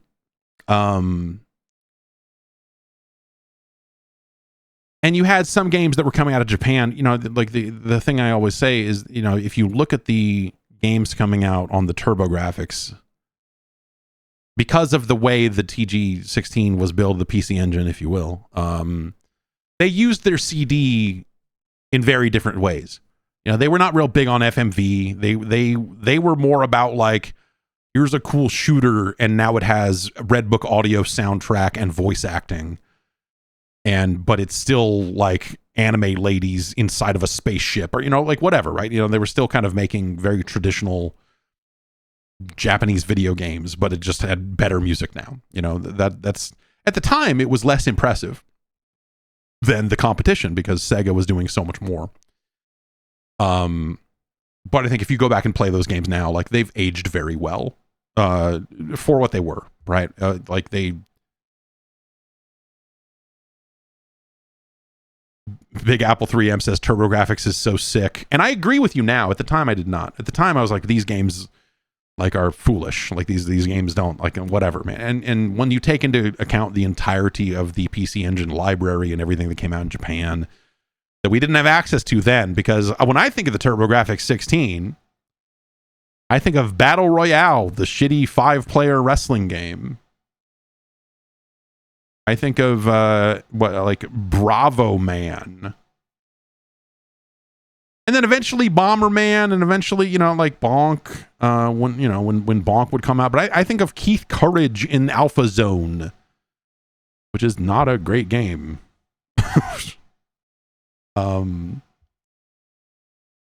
Yes, Chu Man Fu, of course. I think of China Warrior and how the guy that I went to school with that had TurboGrafx tried to say China Warrior was sick, dude. Look at how big this guy is. He's so big on screen. And you're like, yeah, this game plays like shit. What the fuck is wrong with you? Like, yeah, that guy's big on screen. This game is trash. What is wrong with you? China Warrior is fucking terrible. Yes, it is big mode, the video game. But yeah, you know, like they would use their CD add-on very differently than Sega did, and then, you know, Sony would use it differently all over again, right? Because they were going for more kind of polygonal graphics, and you had some FMV in there as well, but like, it was a very different, and they had prioritized polygons in a way that Sega hadn't quite gone as far on the Saturn, and so you had that differentiating the two consoles that were, ostensibly part of the same generation. And the PlayStation, man, the PlayStation. I think about all the first party stuff that came out PS1 era, and just like how quickly they expanded their operations and how quickly they had to start new studios and 989 Sports, get them up and running, and they had to get Game Day out because they didn't know if Madden was going to come over, and Madden and Game Day competing with each other, polygonal football games at a time when that was still a new thing, and there was just so much happening. And then you had the DualShock controller coming out alongside Rallycross and Ape Escape, and just the rise of analog controls as being a standard thing on all consoles, and everything else there. It was such a crazy, it was moving so fast, and Sony was moving so fast. They're like, okay, now we've got this other studio, we got Siphon Filter, we're doing this thing, we're doing, like the number of studios that they spun up and got games coming out here in the West, and the Western output from Sony Computer Entertainment America, on top of everything that Psygnosis was doing out of the UK, and that Sony Europe was doing on their own as well, and everything that Japan was making with, whether it was Ape Escape or Jumping Flash even, just like there was so much stuff happening on the PlayStation 1. And when you look at the time frame that all of that came together for them to like get into the game business in a real way, launch a console, realize that it's super big, like fucking start more and more and more and more studios, like how quickly their operation fucking blew up. It's wild. And then all of the third-party relations they were doing, they, getting, whether it was just the enticement of a CD-based console, and what Square wanted to do with Final Fantasy, and just all of the third parties that came along that to make games for this thing. Like, it had so many different styles of game coming from so many different parts of the world. It's one of the interesting things about playing all these NES games, and seeing how many of them came out of Europe and still have that kind of like that European platformer design sensibility, that kind of Amiga Commodore 64 style of action game where you're like, all right, we've got big arpeggiators and limited inventory, and we're going to go and do the, like the Turricans and the Dizzies of the world. Like seeing all of that happening there, because, the NES wasn't really a huge factor in Europe. There was a story going around, I think Time Extension had this story too, but it was an interview with someone who worked on Clair Obscur, and someone I think from Lizard Cube, the developers of Streets of Rage 4, and kind of talking about like their inspirations and their origins as game developers and everything. And they both were from like Western France, and they both were just like, yeah, we got one of them, I think their first console was a Mega Drive, and one of them was a Master System. And it was this reminder about like, oh, how different the console and computer and just like the gaming platform structure was in that era in Europe. And both of them kind of said like, yeah, we didn't really have Nintendo when I was growing up. Like, it wasn't really a thing. Was it like Bandai? I think Bandai distributed the SNES there. So like Nintendo didn't even take Europe as a serious market until, I guess, the N64. Maybe later in the SNES cycle, they started to kind of pick it up. But like the reaction from people was the funny thing, because it was a bunch of like, because like social media sucks, right? And so like the news story wasn't necessarily about that. It was about a bunch of people being completely incredulous and saying like, I don't think they're telling the truth. I think there's no way these guys could have made these games if they hadn't played Nintendo games growing up, which is like bonkers. It is such a weird line in the sand for lunatics to draw, but these are lunatics. You can't reason with them. They're out of their fucking minds, right? But it was just it was another kind of fascinating thing. But like, we think about like all of that stuff kind of carrying forward. The PlayStation is such a unifying moment for the world, because it clears away a lot of that cruft a lot of the design sensibilities that came out of Europe, that started on the Spectrum and made their way through the Commodore 64 into the Amiga or the BBC Micro or whatever. Like a lot of those sensibilities are brought to bear in polygonal games, and they try to do different things with them, and we saw like as Psygnosis kind of rewrote the book on, European game development or something, right? At least to some extent, they didn't. But then you've got Japan firing on a lot of cylinders too, and a lot of third-party developers coming out of the woodwork to make games for PlayStation at that point, while everything in the US was blowing up too. And we would see this kind of transition, as companies would transition out of arcades into the home, and so you have like Midway going through the stuff that they went through. That wouldn't happen until later in the 90s, but they were there on the PlayStation too. They're like, okay, well, we've got to make Robotron X, and we've got to make Mortal Kombat. They took their publishing stuff away from Acclaim at that point and started publishing their own games. Around that time, there's some late SNES games that I think that they published, but like around that time is when Acclaim stopped publishing the Midway stuff. And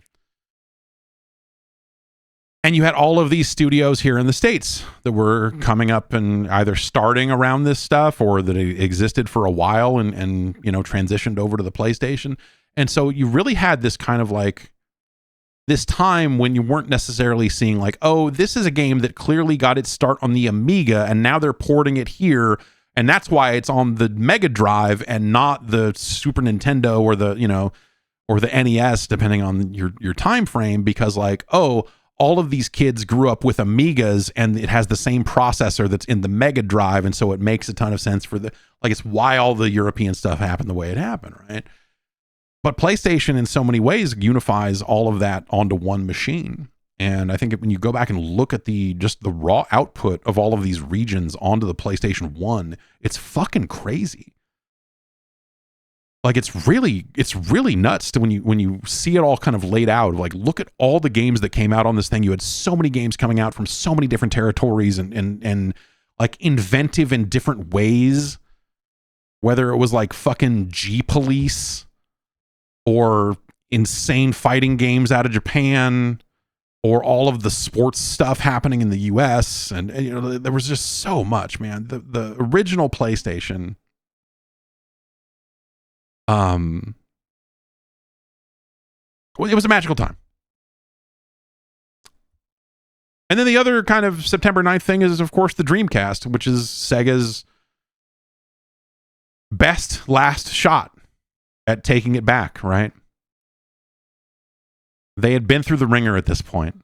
The struggles between Sega of Japan and Sega of America had been brutal. It had led to so much market confusion around the release of the 32X and the quick follow-up of the Saturn, and what are they going to back and who's going to make games where, and it ended up being that no one made games for any of it. Like the 32X library, like I think the 32X is a really neat device, but you go back and you look at the actual number of games that came out for it, it's fucking crazy how unsupported that thing was. And you get to Saturn, and for a lot of the reasons we just got done discussing about the PlayStation, the Saturn never really had a shot. It was launched in a very confused way. Sega seemed to have no idea what they were doing. They just dumped it on the market and said, it's available now. Everyone got mad.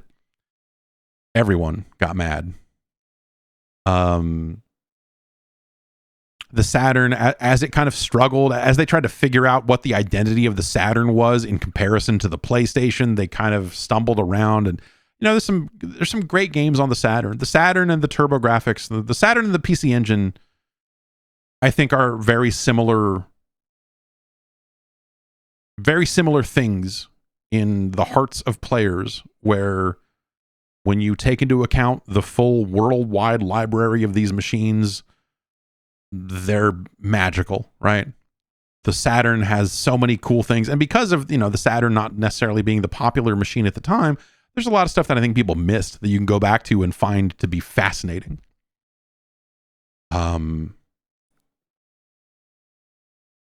The Saturn did some fighting games much better than PlayStation, with faster loading times, and the RAM cartridge Bernie stole our fumble. You know, Delve the Funky Homo Sapien said it best when he said, no, I did.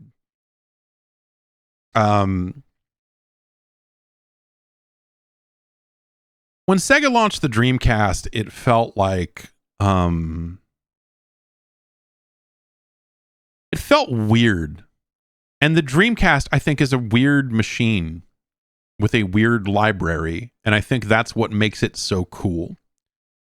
When we imported our Dreamcast, this is obviously before September 9th, because that's the US release date. But when we imported a Dreamcast and it came and it's got the orange box and you look at it, it's got like a Japanese businessman's picture on it. And he looks confused. And you look at the Dreamcast box and you're like, what am I looking at here? What the fuck is happening? And then you unbox it and you play like Godzilla Generations and you're like, what the fuck? What are we doing? Or Incoming. The early Japanese Dreamcast games were not extremely impressive.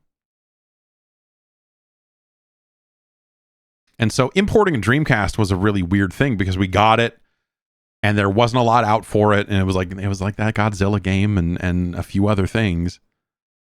And we're sitting there with it and we're going like, this is neat. I think the name is bad. Everyone got really hung up on the name. Everyone got really hung up on the name for a while there at the beginning. Eventually it just didn't matter. Like anything, it just didn't matter. But at the time it was still like, I think there was still a feeling of like, well, surely they will change the name for the US market. By the time this thing comes to the States, they probably won't call it Dreamcast. They'll have some other thing for it. Obviously they didn't change it. I don't think it mattered. Like, they could have named it anything. It wouldn't have mattered. But the US launch for the Dreamcast was weird, man. Because, you know, it was like we got a lump of games in kind of all at once, and it was like, here's the US launch lineup. And I think Soul Calibur wasn't a US, well, it was not a Japanese launch game, that's for sure. But I want to say it came out like a couple of days early in Japan. Is that what it was? That it was, let me look here. Okay, so it was August 5th in Japan and September 9th in North America. So it was a launch game in the US, but it came out the month before. And so because we had imported a Dreamcast, there were a couple of games coming out of Japan that we were able to get our hands on early that way. And so we had already played quite a bit of Soul Calibur by the time the US release had come around.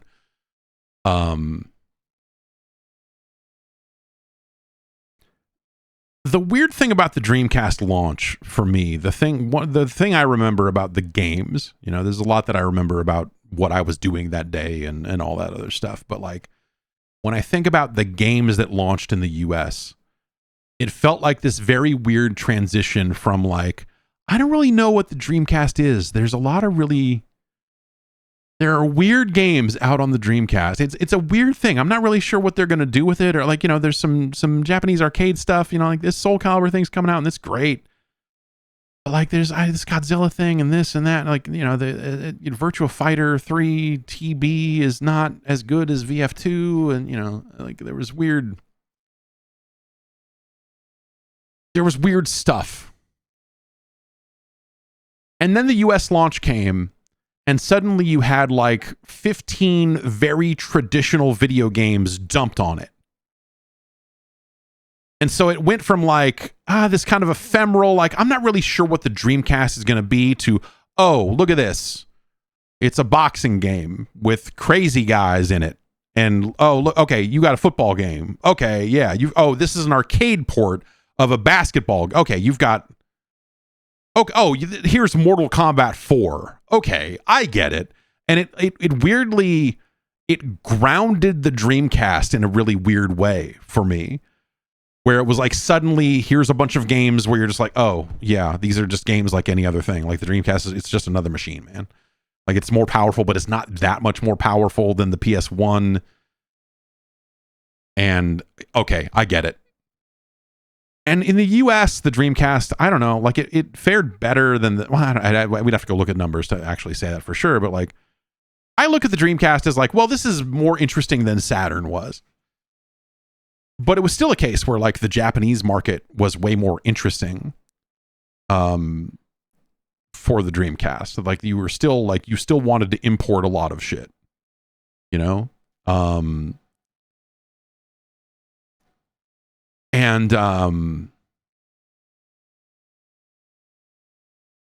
I think as a, like the thing about the Dreamcast is that it has like these incredibly unique moments that feel very experimental. It was Sega at its weirdest in some ways. It was Sega at a time when they had split out all the studios and given them all names. And you're like, here's what UGA is doing. Here's what Amusement Vision is doing. Here's what Sega Rosso is doing. You know, you had all of these kind of different arms of Sega. Sonic Team finally made a good game in Phantasy Star Online. No. But Phantasy Star Online is a world-changing video game. Aesthetically, gameplay-wise, like at the time it came out, you cannot say, like, the importance of the release of Phantasy Star Online, I don't think can be understated. But here in the US, they tried to market it as like, you know, like here's a picture of Fred Durst and he's telling you that I'm gonna fucking fuck you up on the internet, dog. Let's play some basketball. And the sports games were very well received, and so it became bro-y in the States a little bit. And so that was kind of weird.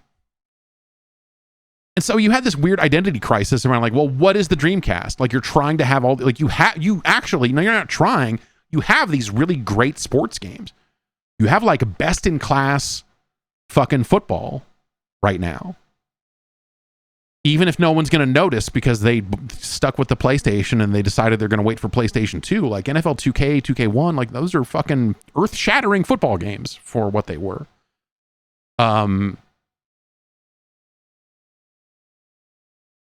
But then you had Sega at its most experimental in Japan. You had Sega at its kind of, you know, in its wild phase of making all this other stuff that, you know, when that stuff came out, it was just like that didn't land the same way. And you had these third parties that were following up with anything they could come up with. And here's a better looking version of this Alone in the Dark game that came out on PlayStation. And here's a better looking version of this. And here's, you know, do you want to play NFL Blitz at full frame rate?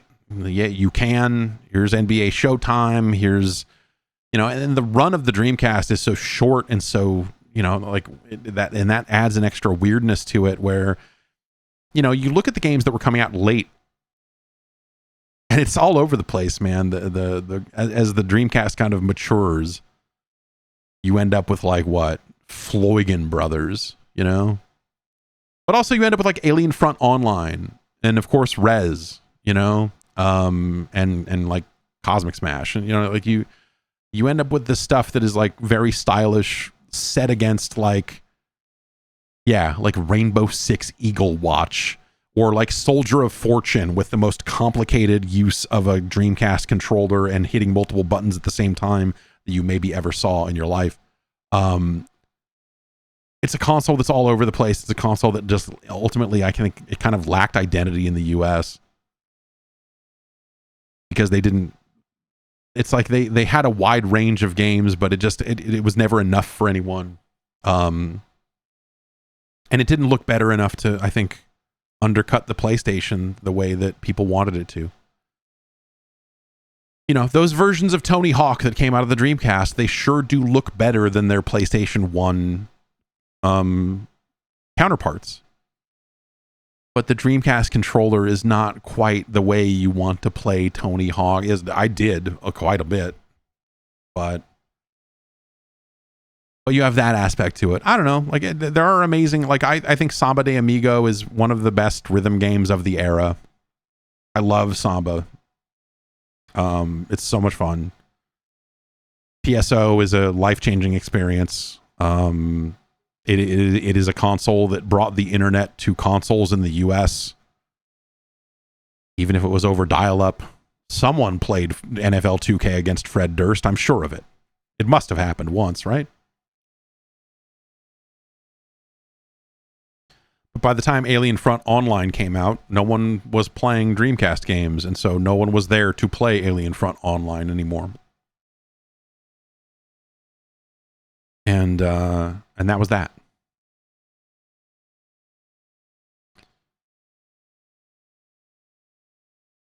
But the launch was, I don't know. The launch was very busy. I was very focused on covering the launch, and so it was very hectic. We had gotten games from Sega, I think, a couple of weeks ahead of time, and it was a bunch of first-party and third-party stuff.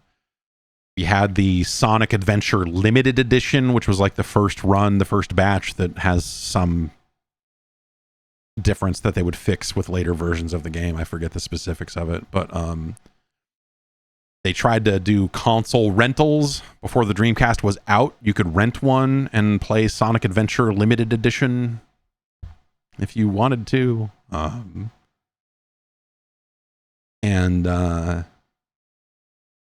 don't know. They were trying a lot of stuff, but I think, there's too much momentum behind Sony. 4 years into the PlayStation 1, they were already starting to talk about PlayStation 2, and people were ready for it. And so Sega never really found its footing. There was never a time where the Dreamcast seemed like it was going to take over or be this big game change. It didn't seem like something that was going to change the industry. You know what I mean? The Dreamcast always seemed like, oh, okay, yeah, this is a little bit more powerful than a PlayStation with like a tenth of the games.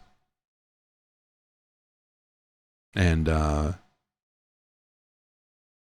you have to import a lot of the best stuff, because it's, much like the Saturn, a lot of that stuff is still not coming out here. And so, it kind of just had its own very specific weird vibe. And then the PS2 came out, and, people needed a DVD player, and then Grand Theft Auto came out and on the PS2, and that was that. You know what I mean? Like, it just kind of it was over for Sega. But you could everyone knew it was going to be over for Sega. I just don't think that everyone knew how quickly it was going to be over for Sega. Because even in the launch, the afterglow of the Dreamcast launch, it was exciting. There were games coming out. There were more games coming. Like Sega had a lot of stuff in the works. They were like, fuck it. We're going to put out a zip drive for the Dreamcast. We're going to, this VMU, you're going to be able to buy one that's also an MP3 player. Fuck it. Like, there was a lot of, it was just a lot of crazy shit happening around the Dreamcast. There was like some form of excitement around it. But that excitement never seemed like it was mainstream big crazy excitement, with the exception of focus on the sports games. And even then, like, being a fan of the NFL 2K games at that time is probably like being an AEW fan right now. You know that you are watching, you are engaging with a product that is far superior to the established competition. You know that the game you're playing, the football game you're playing, is light years ahead of the bullshit that EA is doing.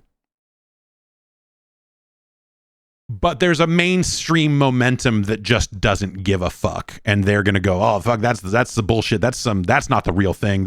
Madden's the real thing. And there's gonna be some, entrenched audience there that's gonna always feel that way about a thing.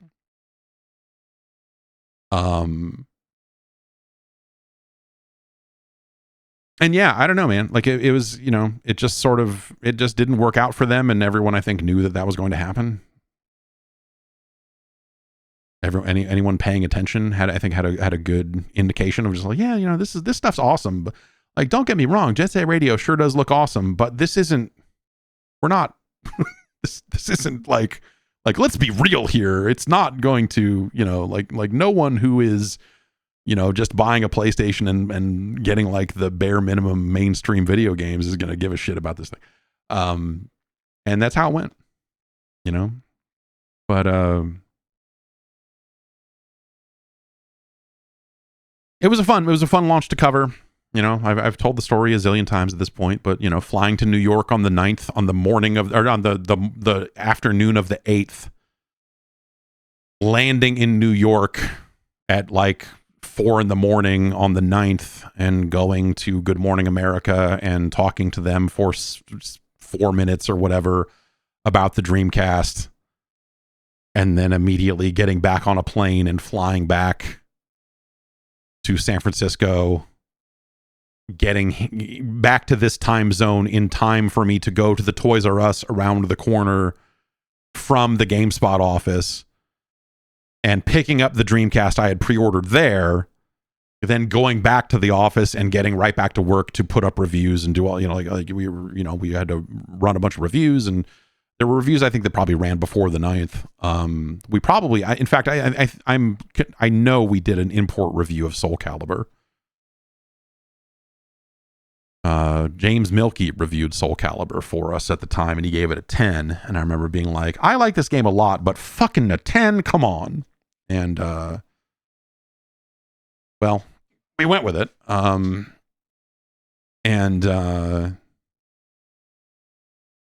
yeah, and you know, we went with it, and I think that stuck for the US release. You know, we didn't change it much for the US release of the game, but yeah, I don't know, man. It was a weird launch because it was this collision of, whereas I think the PlayStation felt like this, like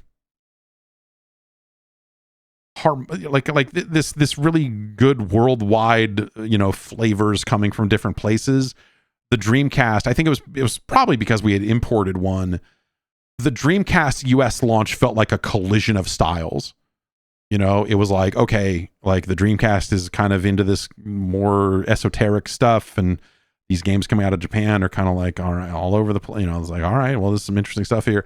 And then like someone smashed into that with like, here's fucking 8 Midway games. You know, and you're like, oh, okay. Yeah, here's Ready to Rumble, and here's Mortal Kombat Gold, and here's NBA Showtime and NFL Blitz, and like all these kind of like known quantities or whatever. You're like, oh, okay, cool. I guess this stuff's gonna happen too. It just felt weird at the time, and I don't think the console was not around long enough to reconcile all of that stuff. And then you had stuff like Blue Stinger. You're just like, all right,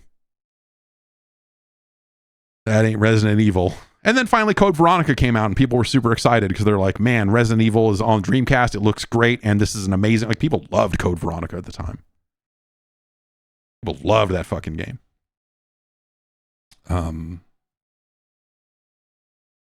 But yeah, September 9th. Hell of a day for video games. Is it the most important single day historically? Probably not. I mean, but it did the most happen on September 9th than any other day in video games. Because wasn't Final Fantasy VII like a, I mean, not that same year, but did that release on September 9th in the States? Anyway, whatever. That's the news.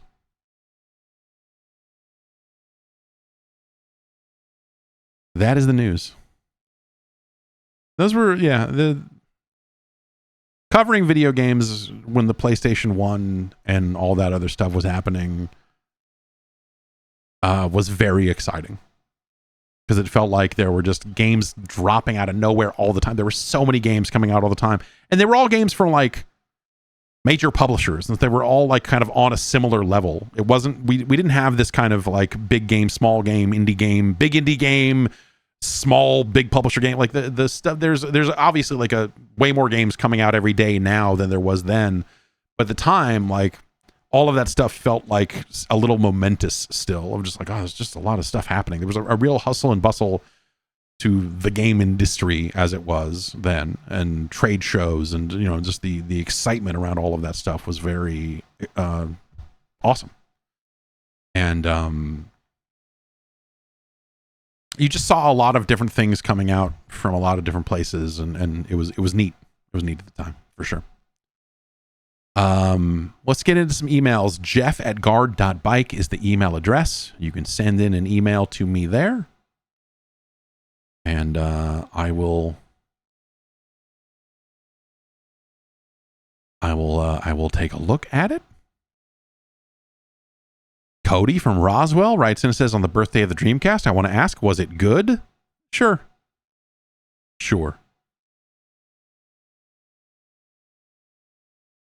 Emma from Colorado writes in to ask, have you touched Deadlock at all since its announcement? I know you probably aren't interested in another Dota type beat, but I'm curious to hear your thoughts on Valve's first original game and what feels like forever. It's also going to be their first game to come out in a post-Steam Deck world, not counting Counter-Strike 2. And they clearly have put more thought into how the game will eventually play on a controller, which could pave the way for Valve's first console release since Portal 2, or the failed CSGO port if you count that. This seems like a huge deal to me, but I could also just be stuck in an era where there were fewer platforms and games didn't get ported to absolutely everything. I have not. I know that they have been making big updates to Deadlock recently, like adding new characters and like overhauling aspects of the look of that game, I believe. But they have been putting out new stuff for Deadlock recently that the players that are playing it seem very excited about. I know that was a game that like people seemed very excited about when it first was, you know, just prior to it getting kind of officially confirmed or whatever. Like there was a real wave of excitement around it, and then when they let people start talking about it, people were very stoked, and then it kind of went quiet. But they have been continuing to work on that thing, and people do seem to enjoy it, and people seem to enjoy these recent updates from what I've seen. People seem like they are still stoked on it. And so I wonder if it's a thing that like when they release it for real and talk about it more directly, you know, will it enjoy a new wave of excitement or whatever, but it seems like people are into it for what it is. And you say like, will it, but no, I am not keeping tabs on it to answer your actual question. Do I, you know, you also say, you know, hey, they'll think about how it'll play on a controller, which could pave the way for their first console release. You know, maybe you saw the trademark stuff where they trademarked the phrase Steam Frame. There's been rumors of this like Fremont device and some of this other stuff that, you know, Valve seems to be prototyping in the backgrounds. Whether some of that is a standalone VR headset, if that still comes to pass, or if they're going to walk away from that. The future of the Steam Deck, which they were on a stage in Seattle not that long ago, saying that they see it as kind of a generational device and that they will, you know, continue to iterate on it when they can meaningfully do so. And then, you know, there is talk about what if they got back into kind of the Steam Machine business? What if they got back into making a box that you hooked up to your television? And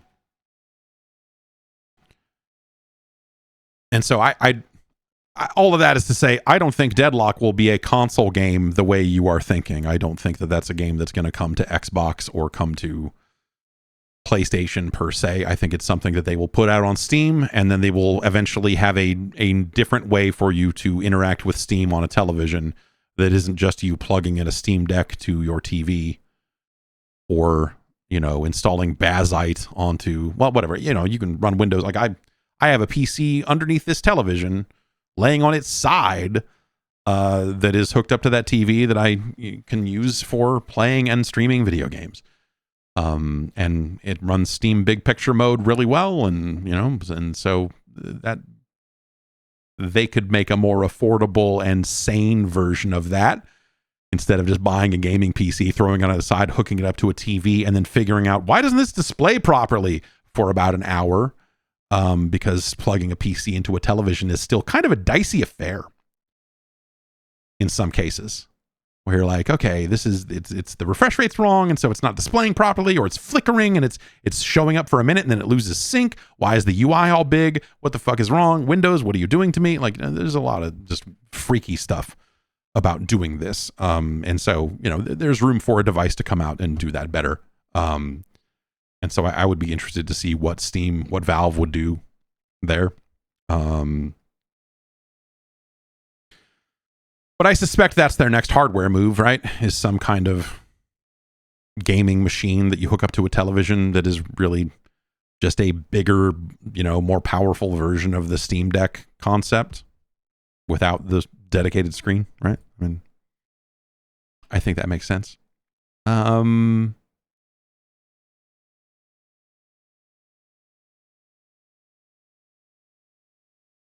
Let's see here.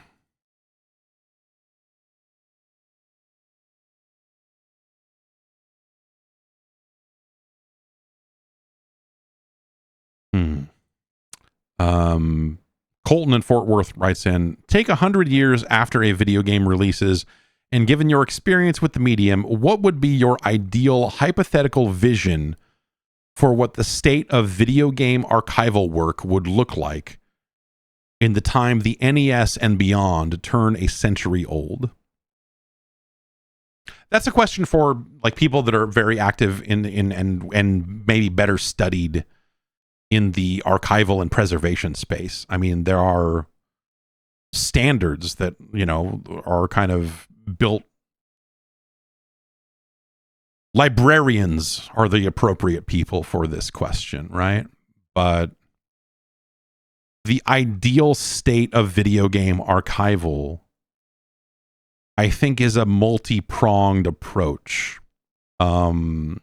And it's probably not that different than what we have access to right now.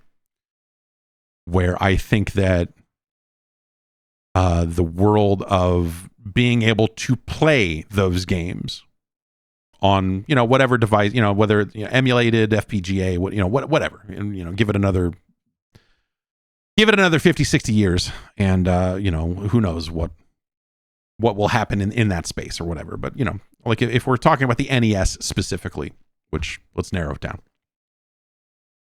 That stuff is already well emulated. What if we assume, we could assume that, over the next 50, 60 years, that those games will continue to be playable on whatever modern technology is at the time. A way for you to experience those games on your current devices in a convenient way. But I think for archival purposes, I think you would want to be able to see, ideally you'd be able to get your hands on this stuff. Ideally, you would be able to touch an original controller and play these games on original hardware.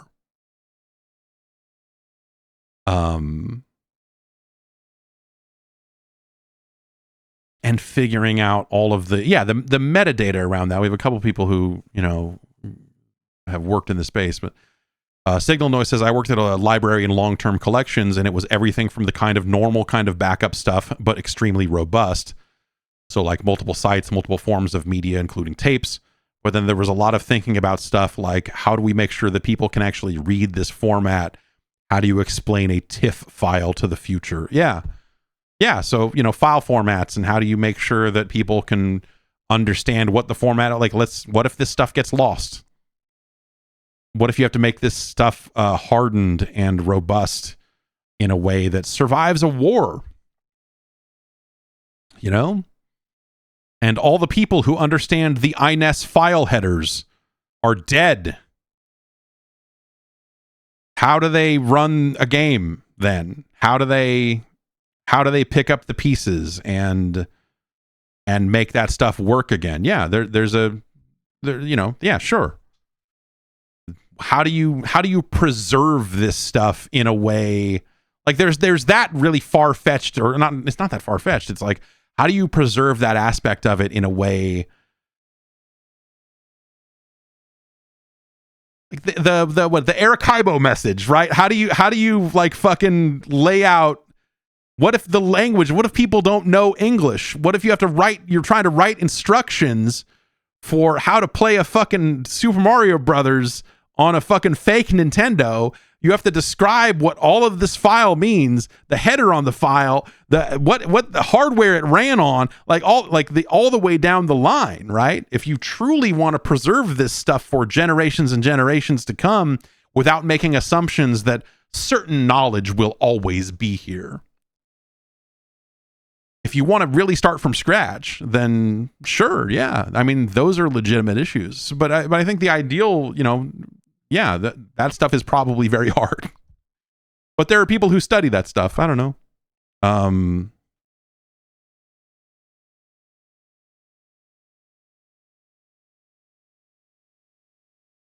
And so how do you, yeah, I mean, you know, the SD card full of ROMs you have is not going to, it might not make it. So, but yeah, I mean, my vision for how this stuff should look is I think that there's the item itself, which is the game. You want that to be able to be played, I think, widely across a ton of different devices, the same way that emulation kind of allows us to enjoy today. You want the availability of the genuine article so that people can play it the way it was originally played, on the controller it was originally played on, the same way that people have really old record players or whatever. And then you have the context of what that thing meant when it was released and how it was positioned and how it was sent to people, and did they buy it? Was it free? Was it like the advertising, the reviews, the context of what that thing meant when it was released, and the items that were around it, box art, the box itself, the instruction manual, the cultural impact of the item. You need to find a way to explain that to people, right? Because it's you know, you can go see old stuff all day long, but if you don't have the context for it, of like, you know, you're missing out on the parts that are probably actually impressive about like some of that stuff. I can go look at an old building. It was something that I hadn't really. It wasn't until I went to Boston for PAX and spent a good chunk of time wandering around Boston, that suddenly I was like, man, these are some fucking old ass buildings, dog. And you realize like, oh, right. Yes. The East Coast of this country is fucking mad older than the West Coast of this country. And it really sunk in about like, oh, right. Yeah. I guess it makes sense. Like, this church is fucking old, dog. Yeah, you should see Europe. Yes, I should see Europe. It's one of these days. I mean, I went to London, but I didn't really get anywhere weird. But I did have that Texican Whopper while I was there, and that was a cultural artifact unto itself. But yeah, so that was yeah. There's a lot of there was, yeah. I mean, there's a lot of stuff like that, but I think that's the thing you need to kind of solve for if you're thinking about like, how do you actually present video games to people another 50 years down the line? Who knows what video games will look like then? Maybe they'll be gone completely. Or maybe people will still somehow be playing Fortnite and Minecraft. You really don't know.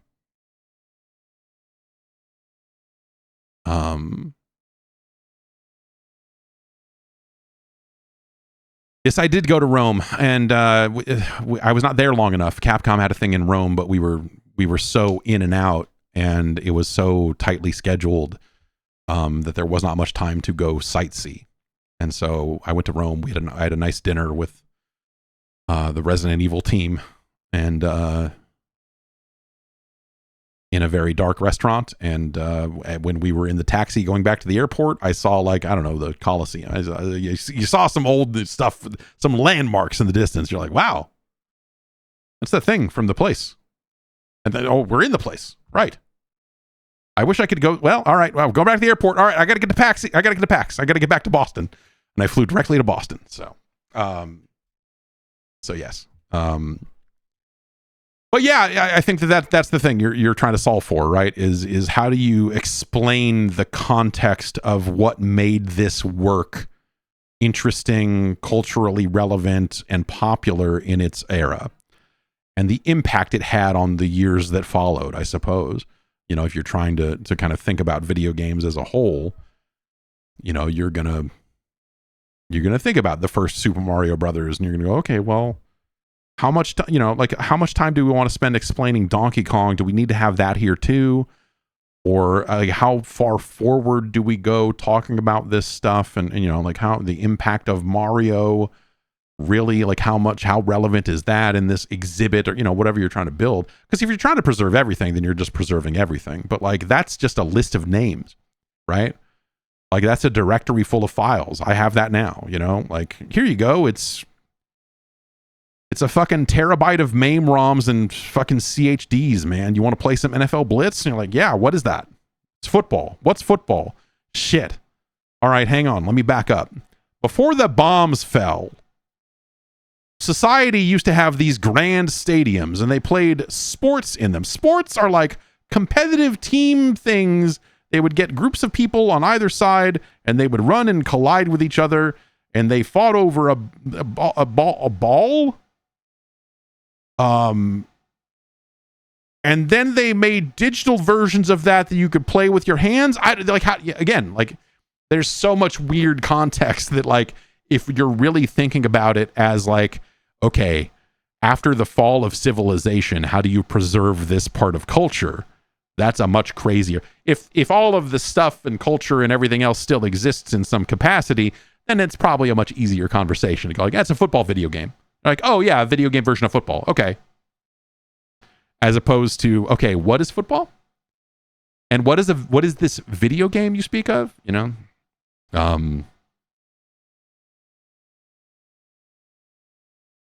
It's a terrifying thing to consider. But people that I think that are very serious in that space, in the library sciences, that's the sort of stuff that they probably have to think about on a, those are the sorts of questions that they are, trying to answer at the end of the day.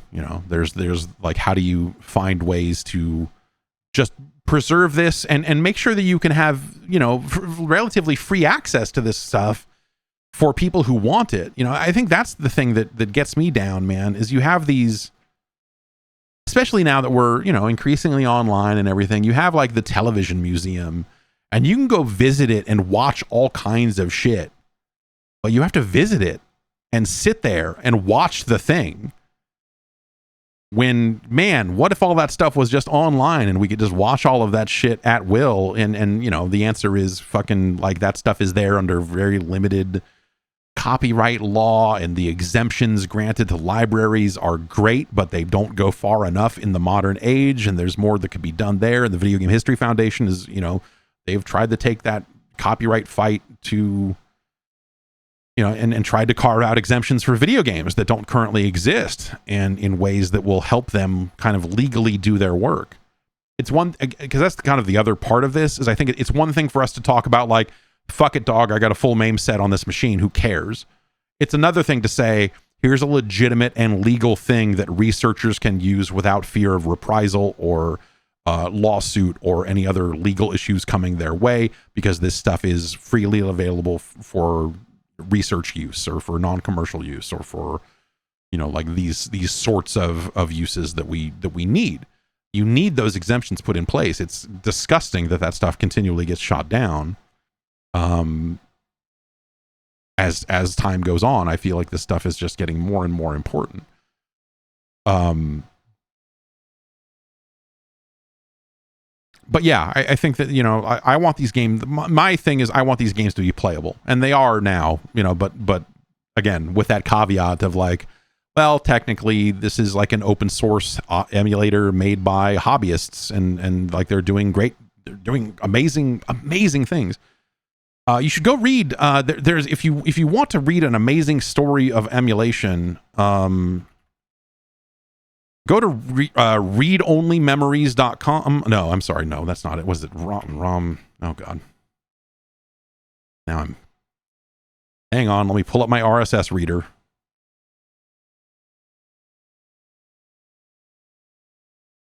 Here. And, not reading. Go listen to this Daft Punk record. Oh, God damn it. Subscription management. Read only memo.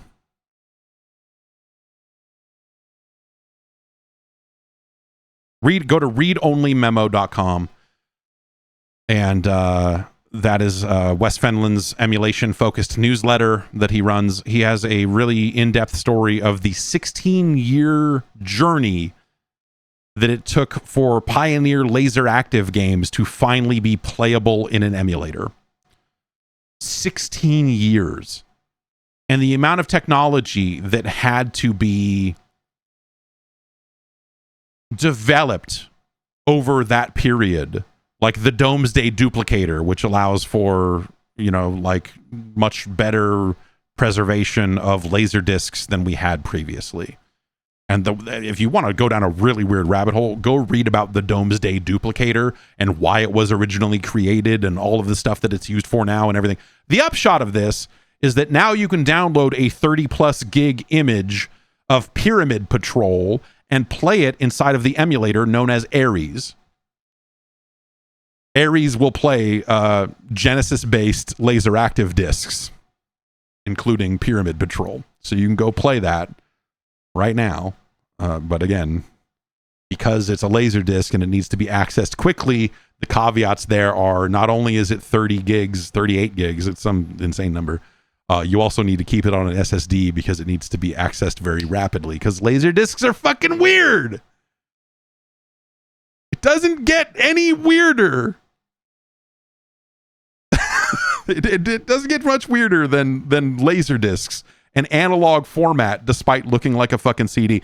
And then the laser active discs are even weirder because there's digital data included on the disc along with all the analog video data. It's fucking bonkers. Anyway, Wes is the whole story with interviews with Nemesis, the guy that did the work, and again, something that he has touched on off and on for 16 fucking years. Crazy that we're finally at this point. It's so exciting that people can it's so as someone who has almost bought a Pioneer Laser Active multiple times, this is great news.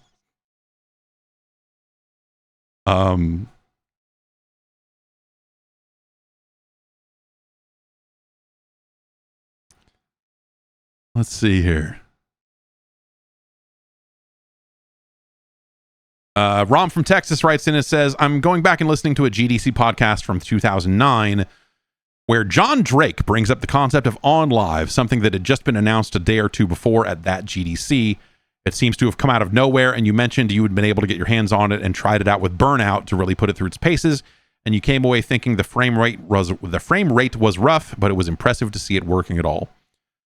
The conversation continued into a lot of what it still feels like we're talking about with services like the Xbox Cloud gaming. It works okay, but with the lag, the issues with streaming, fast-paced gameplay, and the actual availability of good internet without caps. Someone mentioned they had a 25 gig monthly cap, and OnLive expected its lowest tier to take up 60 gigabytes.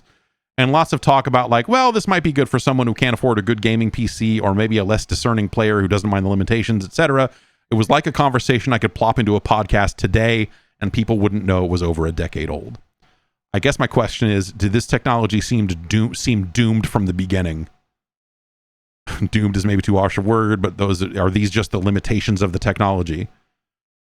Fidelity's maybe gotten better and it seems like we're still struggling with the same things we struggled with from the start. Do you think that there's a way to get past this? Or is good enough the best we're going to get from this technology? So my understanding is that Sony bought the OnLive tech stack and that it is integrated somewhere into their stuff. I don't know if their cloud stuff is based on the old OnLive tech, but they got it a while ago. And they bought Gaikai. They bought the other thing. They bought Gaikai. OnLive. Who ended up with the OnLive tech? Did Google buy OnLive? Anyway, I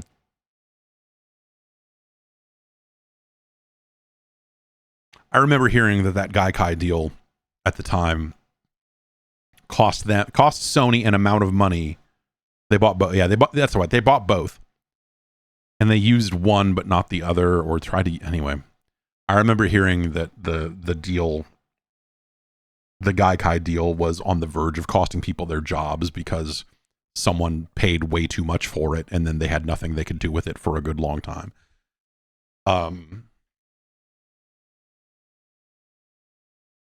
But that was the story I heard, is that they overpaid for what they got out of it. And, I think we look at what cloud stuff is now. It's, but they have the patents, the OnLive patents. They end up with that stuff and whatever. OnLive, yes. Yeah, I think that the conversation around cloud gaming has not really changed. That stuff has improved. It's not like the tech has just stood still. Obviously, internet bandwidth has gotten faster in some places. I have internet bandwidth in this house that I could not dream of in 2009. Holy shit. But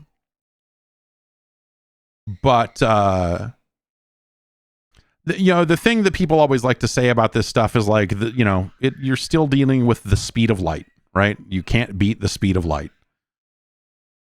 And the reality of ping times and latency and everything of stuff traveling over these wires or through the air, if you're going to try to do Wi-Fi, which don't. You're still going to have limits. You're still going to have situations here where it's just, you notice it, right? And so if your goal is to have it be completely indistinguishable from running it locally, I don't think that that's actually possible right now. I mean, with the technology we have at our disposal, right? And that's sort of the thing, is like, maybe we eventually come up with maybe if we are quantumly entangling both ends of the cloud infrastructure, then maybe, sure, maybe some new approach, maybe some new technology actually defeats some of these limitations and we end up with something better. Obviously, video encoding has improved by leaps and bounds since 2009. The speed with which we can decode things in real time, higher efficiency codecs, like there are all kinds of things like that will continue to chip away at some of the walls surrounding this problem, but not all of them, and yes, the predictive tech and look ahead, and some of that stuff also. Yeah, I mean, if you start predicting inputs and branching your video streaming like it was the highest speed Laserdisc game of all time, then sure, yeah, you could do a lot of stuff there too, to try to defeat aspects of that latency. The thing I think we're going to end up seeing is more of this hybrid approach. I think some of the stuff I've had a couple of recent conversations around kind of cloud stuff and ways it could be deployed, and Call of Duty sort of does some of this now, where they are transmitting assets to you as you're playing the game, and so there's a cache on it that you can decide how much of that you want to devote to it. There's a setting in the settings that they've had for a little bit, but like, it's this thing of like, what if your local device didn't have to be super powerful because you're rendering in the cloud or you're rendering textures? What if everything running locally is just untextured gray stuff like movie screens, and then the cloud is projecting the textures onto all of those relatively low poly models to clean them up and make them look better and do the things they need to do to kind of have them pop into a better, higher format. So like a hybrid approach of sorts. Where the latency isn't something you're going to feel in the controller because all of that logic runs locally, right? And so that I think is when you maybe this stuff starts to get interesting all over again, is if they take a totally different approach, right? And okay, now we're going to solve this a different way. We know that latency on the controls is an issue, so we're going to find ways to render all of that logic and all of that stuff here. But AI happens over here. And the rendering of textures happens over here. And so we're going to stream textures as you play onto this stuff. Someone is going to try that. I think that is where I think there's some experimentation happening around that at the moment here. Phil Bosch says, makes me think of screen overlays. Sure. Yeah. I mean, yeah, maybe something like that. I don't know. Yeah, maybe you're overlaying textures on top of an image, and when it moves out of sync, it happens so infrequently and so weird that it just looks like an extra little bit of blur, or, like they can hide it in different ways. But I think that, like, people are trying to attack this problem in a wide variety of ways, right? Because consoles are only getting more expensive. If you could find ways to if you can find ways to dumb down the box that you have to hook up to your TV, it doesn't need to be as dumb as a smart TV app or your phone or just a pure video streamer. But if you can find ways to kind of meet in the middle and find out where you can, this stuff we can afford to render off site and bring in on a little bit of latency, but this stuff is like mission critical stuff that has to be local because the minute it's off, it fucks up the whole thing. Maybe you end up in a different city. Yeah. So Cocaine Moon says, Flight Simulator 2024 does something like this, right? Yeah. They rely on a lot of that streaming type stuff as well.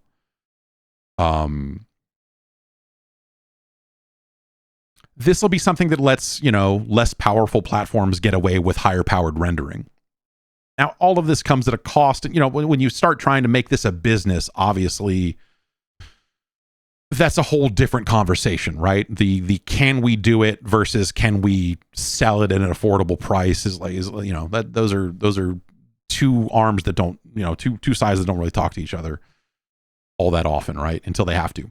And so maybe we reach a point where that stuff can be done, but the cost of streaming it to people 24/7, heavy users of games, blah, blah, blah, blah, blah, maybe that gets too expensive and doesn't work.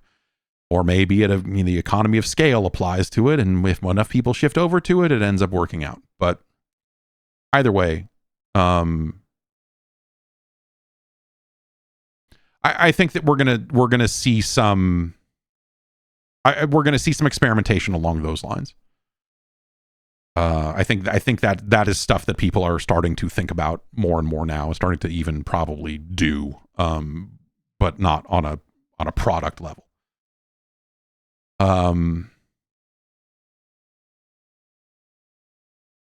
Let's see here.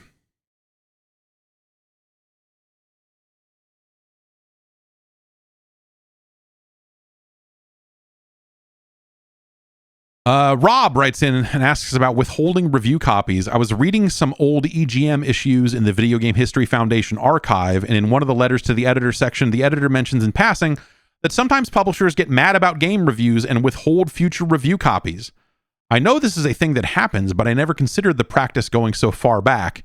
In your own experience, was this something that became more or less common over the years? I think it's inherently less common because there are fewer people reviewing games now than there were then. But yeah, that happens, and you kind of you never know where you are on a list, or I'll put it to you, there's definitely been cases, and I'll say there's probably been cases over the last 18 months or 2 years or whatever, where I have gotten a game that I was surprised that I got. And that sometimes it felt like, oh, did I just contact someone who was not aware of the context of this relationship, and they said, here you go, before realizing, oh shit. Or do they just not care? Enough time has passed and whatever, it doesn't matter, right? You kind of never know, because you're never going to go ask hey, you guys hate me or what? But that was kind of the relationship between the previews departments and reviews departments is, previews were talking about games in a non-critical context. Previews were, hey, here's the top slot of our website. Here's 1 million eyeballs on your upcoming game. And so there were definitely cases where I would run a review on the reviews side of things, and it would piss someone off. Let's pick someone out of the blue. I don't know, Rockstar. All right, Rockstar is kind of an extreme example, but it can happen with anybody. Bethesda, maybe also an extreme example. Let's not go with any examples. Okay. But you know, like a review would run, a publisher would get pissed off. They would contact me. We would go through that rigmarole and they would go, oh, we're not going to send it. They would, you know, they're not going to ship another game for another 9 months, you know, and they're going to want previews of that game. Like at some point, GameSpot had a large enough audience at that time that it was very difficult for you to ignore it. It was very difficult for you to cut off GameSpot or IGN, I would say, because IGN was certainly a very big publication at the time. Now they're the biggest, I'm assuming. You could not afford to cut off that audience because that is where millions of people got their information about video games. And so you could stomp your feet and go, we're going to do this, but only very few companies would go follow through with actually cutting you off, because they would be the ones coming back around saying, oh, now we've got this fucking Dragon Ball Z game for GBA that no one cares about. Can you guys would you guys be interested in previewing it? Oh God, please. Like the relationship was really more like that. It was more like they were pitching us on, hey, cover this thing. And our job was to cover everything. So we didn't really have to be pitched very hard. It wasn't like it was the cover of Game Informer. It was a website. We had a lot of pages to fill, infinite number of pages to fill, if we had time to actually generate the articles. And so we were, you know, like if you said, hey, do you want to write about a thing? The answer was almost always yes. Because that was our goddamn job. And so the relationships would never stay broken for long. There were definitely cases where I couldn't call someone for a game and I had to have like Ricardo call, who was running previews at the time, like, hey, can you get me a copy of this? I don't want to have to argue with this guy on the phone. And so having that approach was more effective at times. But like, yeah, sure. Like, you know, that stuff would happen. Rockstar was the only publisher that would try to really, really stomp their feet about it back then. And the end result of that would always be like, you'd run your review. They would feel, oh, well, you didn't respect the achievement enough. And so now IGN's going to get all the exclusive previews on our next game. And you're like, okay, I guess that means we're not going to have like the restaurants of the Warriors or, you know, or whatever. And then IGN would get all the exclusives on that stuff. And then, you know, IGN would do something to piss them off and then they would be back to us. And so it was just this back and forth. It was very transparent, you know, to watch them like throw a fit at whichever of the two companies had wronged them most recently.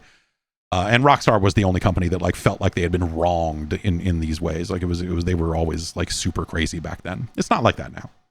I think everyone's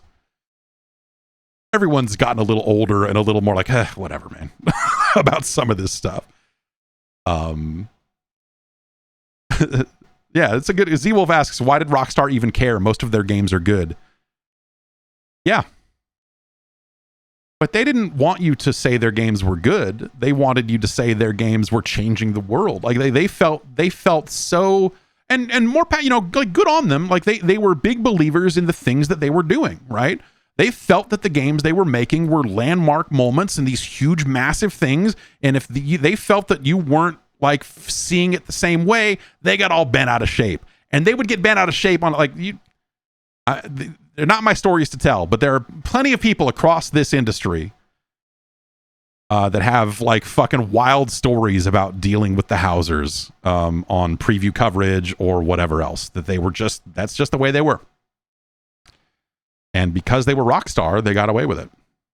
But even when they were just Rockstar and not Rockstar in the GTA 1, GTA 2 days, they definitely tried to carry themselves that way. And so they faked it until they made it, right? GTA 3 came out, the world changed, and they did it. I thought GTA 2 was cool. You know? But yeah, man, it was just, you know, they were very particular to deal with. And so sometimes they were very weird. But we were never like cut off from any of that stuff. There was some stuff with like when they were supposed to come to the office in Sausalito, and they hadn't contacted us to tell that. It's a crazy story because like someone who I had known for many years at that point was supposed to come by the office and show us a game. You know, we had just started up. We weren't, you know, and he was going to come out and show us, and they were going to drive us to. They were driving him to the office. The PR people were driving him to the office, but they hadn't contacted us in days, and we were like, "Is this meeting still happening? What the fuck's going on?" It happened to be the release date of the current iPhone, and so we were all going to be in a little late that day because we were going to get iPhones. And then apparently they were trying to get in contact with us to find where the office was, while we were not in the office, and all our phones were being changed over, so the SIM cards were out of them, and so we couldn't receive the phone calls, and so the meeting never happened. And then they said, well, fuck them. At least that's how I felt it went at the time. And then I talked to the PR person long after they had left Rockstar about that moment, and he said, oh yeah, no, he really wanted to come to the office, but I was told not to bring him there. And so we just drove around and said, oh, I don't have the address. And ended up not bringing, because someone decided not to. It's like someone above him, and he was like the number 3 fucking guy at the company, which is bizarre to, you know, had apparently decided that the meeting was not to happen, but didn't want to tell him that. That is maybe the most insane thing. Now that I'm saying that out loud, I'm like, oh, that's actually really fucking crazy, huh? But yeah, that was a really insane, like early giant bomb thing. Yeah,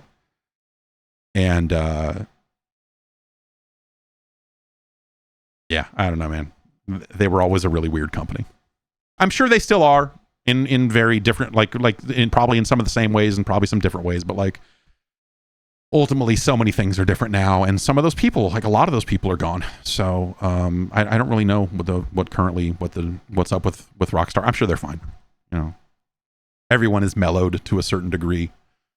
There was a guy at Ubisoft that was very hard to deal with for a long time, and would be there were a couple of people at Ubisoft that were very, like, they were a hassle to deal with around review time, in terms of like sending us stuff or not sending us stuff. You know, like there were definitely a couple people there that, you know, you had to kind of smooth talk them to make things happen for reviews. But yeah, like it was, you know, withholding review copies happened. You know, EGM I think pissed off a couple of people, and then they kind of took it public the same way Kotaku did with the Bethesda stuff. And so there were games that EGM wouldn't get, and you know, I don't even know if Kotaku, maybe they still don't get Bethesda stuff. I'm not sure, but that always seemed like some weak shit, man. When I said, but Bethesda, I think really the way they tried to like play hardball with people around review stuff was always really dumb.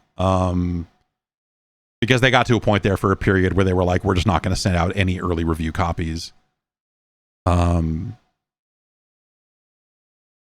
Culinary Disaster asks, did any publisher try to get you to pay full retail price for a review copy? No,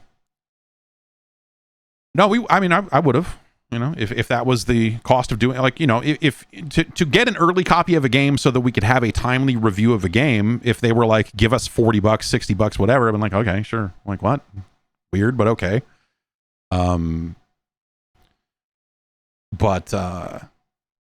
But no, that never that never happened. Because, you know, and if it wasn't early, then who cares? I can go buy a game at a store. That was kind of always the thing with that stuff, is like, really you're just buying yourself 6 or 7 days with no GameSpot review, and what's that actually worth to you in terms of like us not wanting to work with you and finding you to be a pain in the ass and all this other stuff, you know, again, like for as big as we were at the time,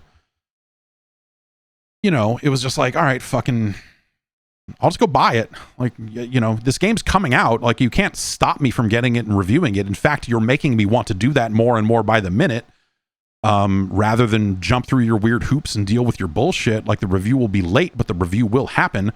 That's not a threat that the review is going to be bad on purpose or anything like that. But if you're afraid of what we're going to say about it, we are going to say it either way. You can send it to me now and we can just be cool about this, or I can go fucking buy it. I don't care. It'll get reviewed. I'd rather just have more time to work on said review rather than get the game and go, okay, this is your next assignment. Do it as quickly as possible because we're late on it. You know? Like, that's the way we had to run things. And you know, it was something like later, like around the holiday season, a ton of games would come out and we wouldn't always get them. And so it was always a feeling of like there were definitely times where like Alex and I went to like the fucking GameStop or, you know, the EB or whatever and had to buy like 40 games. Just stuff that didn't show up or stuff that was like from tiny publishers that was just like, you know what, like I don't even know who to fucking contact about this. Let's just buy it and just move on. Like, we have the budget to buy this stuff. Let's just buy it and get going, you know, instead of spending all this time figuring out who can send it to us. Like, who cares? Buy these games. Fat Scout asks, has anyone ever threatened to sick their unhinged fanboys on you if you give their thing a bad review? No. No, that's never, no. Let them come. Anyway, that's going to do it for the show. I didn't realize we had gone so late, but we're late. I got to go.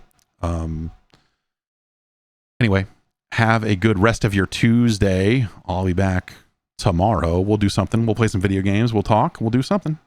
Have a good one. I'll see you soon.